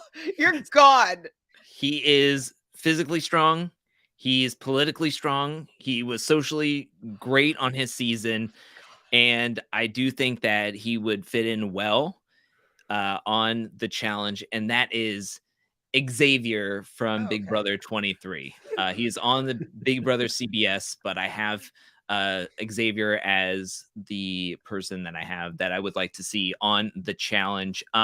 So up at the vote while we talk I just about want to say Xavier. before you talk about that, Drew, you're a better person than me, because when you started talking down that way and Chantele said, don't put Cody in there, the chaos within me, the Joker personality that I am, would have just changed my vote straight away, and it would have put Cody in there to get a reaction out of Chantele. So you're a better person than me. So, People are like, trigger warning. so Xavier, Malcolm, or Tyler is the vote for the final man to be on the Challenge 38 cast, the person who will be making their challenge debut. So Who Big would Brother you like to see? versus Survivor, that's what I'm hearing. Xavier in this group. Really? Personally, You want more I Big think Brother players so. in the challenge? Is that what you're saying, Chantele? Actually, yeah, you're right. And you know, I didn't really think that Xavier was that much of a strategist, even though he won the season. I do think that other people strategized better than him, and he just was able to win some power. And so maybe Malcolm's better. Yeah, it's a tough one. Who do people want here? Malcolm, Xavier, or Tyler, Crispin? I think it's all very stacked. So is the barf emoji, does that mean it's for Tyler? It looks like Malcolm took the I cake think there. Malcolm can take that. So I'm Malcolm fine with is that. the final competitor, which I'm fine. I'm 0 for 2 I'm on Big Brother speculative. Frier players. male. Isn't there That's one more fine. female? There's one more female, and I want to I don't think I have it. I want to throw it out there, and it is somebody who was just mentioned and is connected closely to Chantele's last pick, and that is Angela. I have her as my final prospect, making her challenge debut for the Challenge 38. I think she is a strong player. She just got hit with a lot of loyalty instead of Tyler running away with the showmance and then him losing to Casey. So I'm going to throw out there Angela as my pick. Did anybody else have her? And if not, who are you putting up against her? Yeah, My so person, I'm gonna lose, I'm sure. Go ahead. I was just gonna say, yeah, I get it. Angela's physically really good, and I should like the physical stuff. But I mean, she's boring, you know. So that's my problem. Is like, we don't need another like physical person there. That's just not going to give us anything in the confessionals side of things. But what I will say is, if they keep throwing her down, she I think has got the potential to fight her way through eliminations to the end. So that could be exciting in a different way. Yeah, so Angela, I like Angela. I agree with Drew or with Chris that she is a little bit boring, but I would like to see what she can do. Like I'm interested to see if she's going to be the physical competitor that we're expecting her to be. We know that she's a pole vaulter. We know that she used to be a gymnast, and so let's see if these will actually translate into this game. So I would like to see if she's exciting when we get to know her a little bit better. She wasn't exciting on Big Brother, but not every player that's actually exciting is exciting on Big Brother. So maybe in a different kind of scenario, she might be a little bit flashier, a little more fun.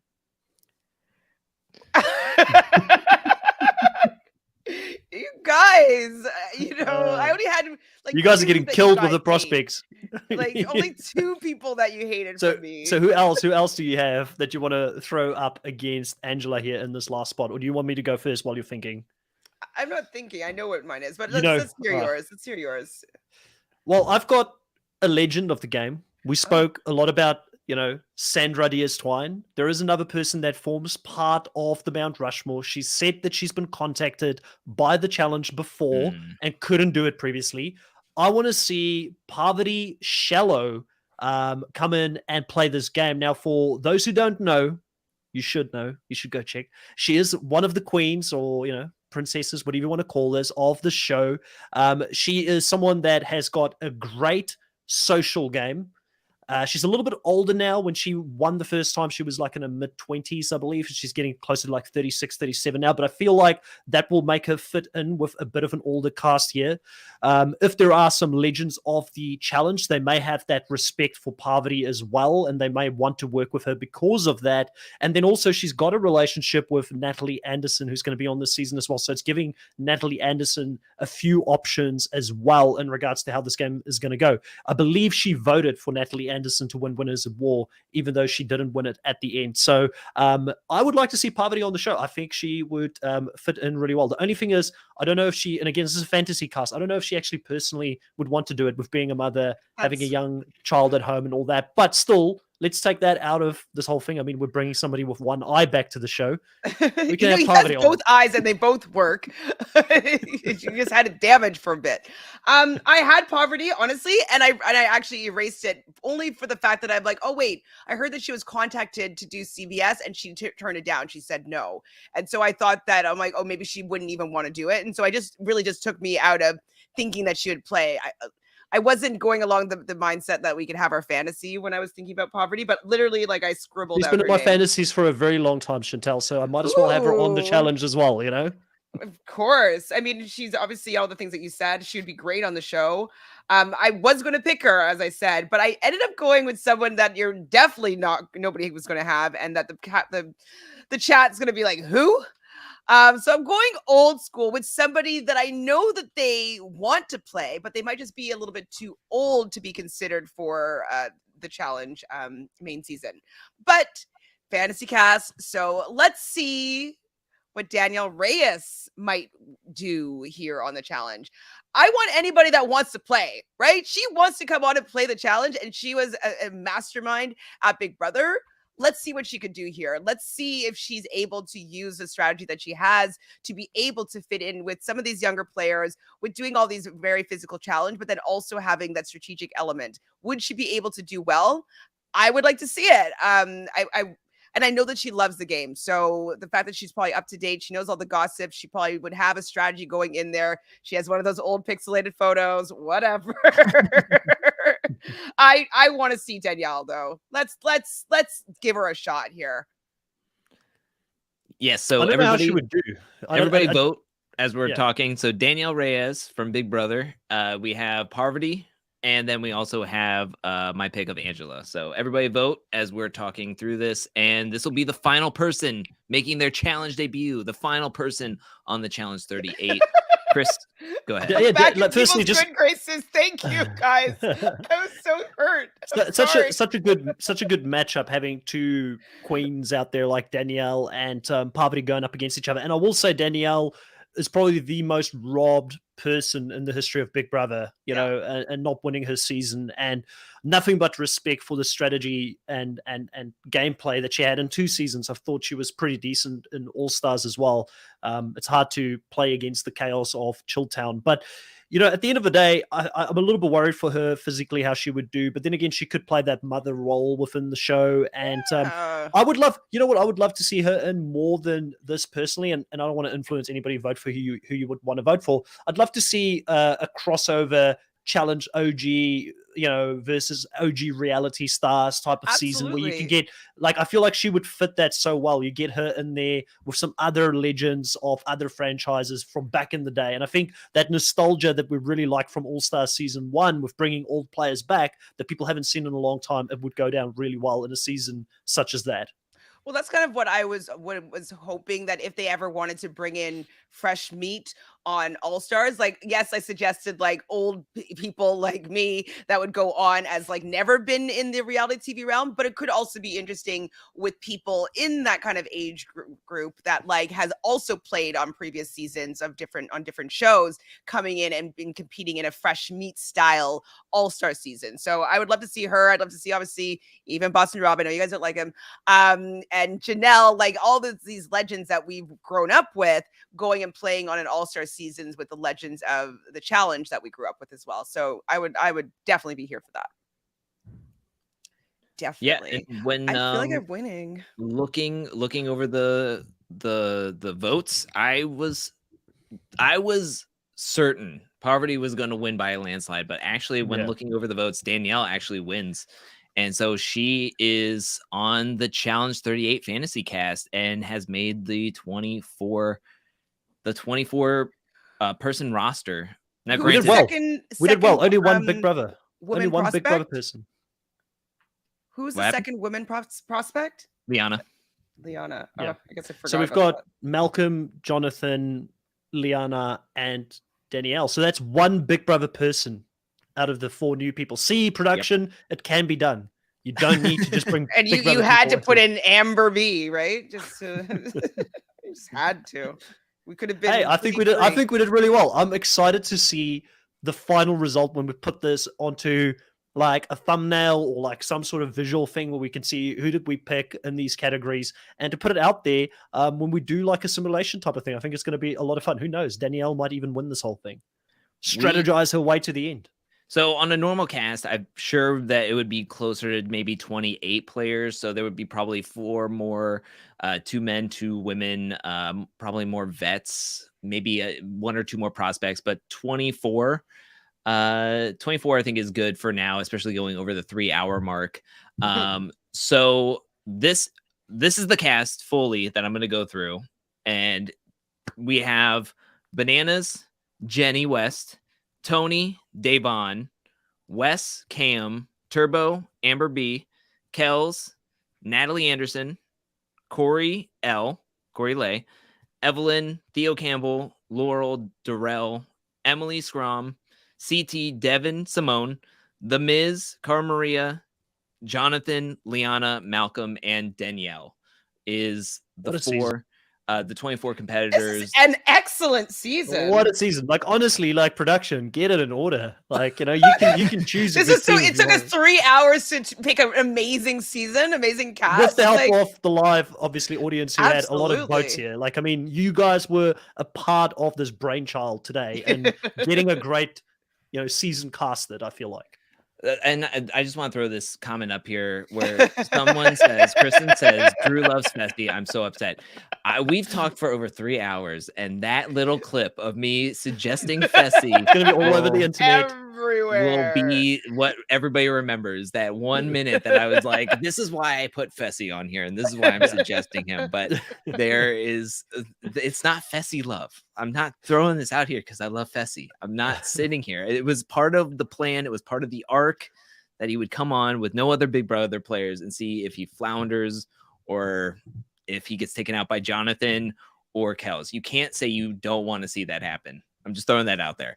But thank you everybody who came and watched this, whether you watched you're probably not here if you only watched for like 30 minutes, but if you're here for the full 3 hours, I really, really appreciate it. I did not know how this was going to go. I think it went really well for the first time ever. And we'll make some tweaks in the future, but I thought this was fantastic. I had a lot of fun doing this. And thank you to Chris and Chantele for joining and doing this experiment with me. Also, I forgot to mention 3 hours ago that this would be a free agents type of season as well. Like this is just a solo season. So it would be like a free agents 2 with this cast. But what is your final thoughts on seeing this cast list? Or would you be pumped for this season? And what is your final thoughts on it? Well, for me, like I'm really happy that I got 15 out of the 24 players were people that I really wanted to have. Some of the people that I didn't get were like Landon, Coral. Like these are the people that didn't get onto this cast, which I think is so wild. Even Susie is pretty up there. I have to say, like it was super fun being able to do this, and I think that the cast that we ended up getting, even though I have a couple of upsets, here, I think that this would be a season that I would love to watch. I don't even know who the winner could be because I think that there's so many strong people and different types of strong men and women that I think this would shake out to be a really epic season. Like no slouches. Like the only person, no offense, I think is out of place maybe is Liana, because I don't know if she's going to really be able to physically compete with some of these women, and maybe Danielle Reyes. But like, I still think that they're all going to bring something really amazing to the table. And I think that yeah, it'd be an awesome season. So I can't wait to figure out how to put together a simulation and see. Well, first we probably have to do a podcast where we like put in everybody's stats. So that would be something that we can get together to do online. And yeah, I want to see how this plays out. I think that's really fun. So thanks. I agree with Stephanie. I think the proudest thing for me is like out of all the females that I picked, I only had Ashley Millionaire Mitchell not get on and Michelle Fitzgerald. And those are supposed to be people I would love to see on any season. Yeah, so I mean, I feel like I've got my finger on the pulse when it comes to the women that people want to see play this game. They're all strong females that can do really well in the show. And then I'm not even feeling all that bad about the players I lost when it comes to the men, because there were a couple of really standouts that could have easily made the season as well, like Jordan, Leroy, Kyle. I know people are going to give me grief. I saw people say, Paulie and Joseph Allen is the two that I lost in the competitors, but I like to have a little bit of fun, get some different people in there, so it's okay. I call my channel the Nullified Take for a reason. I don't take myself too seriously. We're only, I guess, a little bit more qualified when we speak to the likes of Drew and Chantele together and we talk about the show, but it's been a lot of fun. I can't believe it's 3 hours. I think this is the record for longest podcast and live I've ever done, Drew, so well done. Same. I didn't know I had the stamina. Same. And again, just like last night's 2.5 hour podcast, it just seems like it goes by so feel quickly. Like it. Yeah, it didn't feel like it. I kept on looking at the time going like, oh my gosh, that is a long time. We should kind of get through this. But it was a lot of fun, and I didn't even feel like it was 3 hours. There's some shows and stuff that I watch for like 30 minutes and it feels like 3 hours, but this 3 hours felt like 30 minutes to me, and I had a great time. Thank you everyone again for being in the chat, helping us through this experiment, and we had a lot of fun. If I ever disappointed you guys, just trying to I don't think anybody could disappoint more than I did on my own channel today. I fell flat hard on some of that. And you know what? I deserve it sometimes. It'll need a good humbling. But thank you again so much for everybody for showing up. If you're still here at the 3 hour mark, you're amazing. Even on a rewatch, you're amazing. And if you're listening to the podcast version of this, thank you so much. This will be on the Challenge War of the Words podcast stream. I'm going to put it out Monday morning at like midnight. So you can watch it, listen to it anytime on a commute, in your car, on the train, wherever you get it. And it'll be on Spotify, Google Podcasts, and iTunes. And I want to just say thank you again. And also thank you to Chantele from the Reality Realness channel again. And thank you to Chris from the Nullified Take channel. If you like all three of us, go check out everybody's channels, subscribe to everybody's channels, go listen to our content. And also starting in May, when All Stars 3 starts, that's when we're going to be doing Friday lives, going over, reviewing, recapping the All Stars 3 challenge season, as well as whenever the challenge CBS starts. And we're going to be doing that over at the Nullified Take and the Reality Realness channel. So if you love all three of us together, and if you're here past 3 hours, I would say you love us. So go check us out there. But thank you everybody again for being here. This was a lot of fun. And just like Lovable Niki said about 30 minutes ago, it is past my bedtime, and maybe that's why I chose some of the people I did. But thank you so much, and thank you again. Have a great night. Thanks. And a great rest of the weekend. Bye.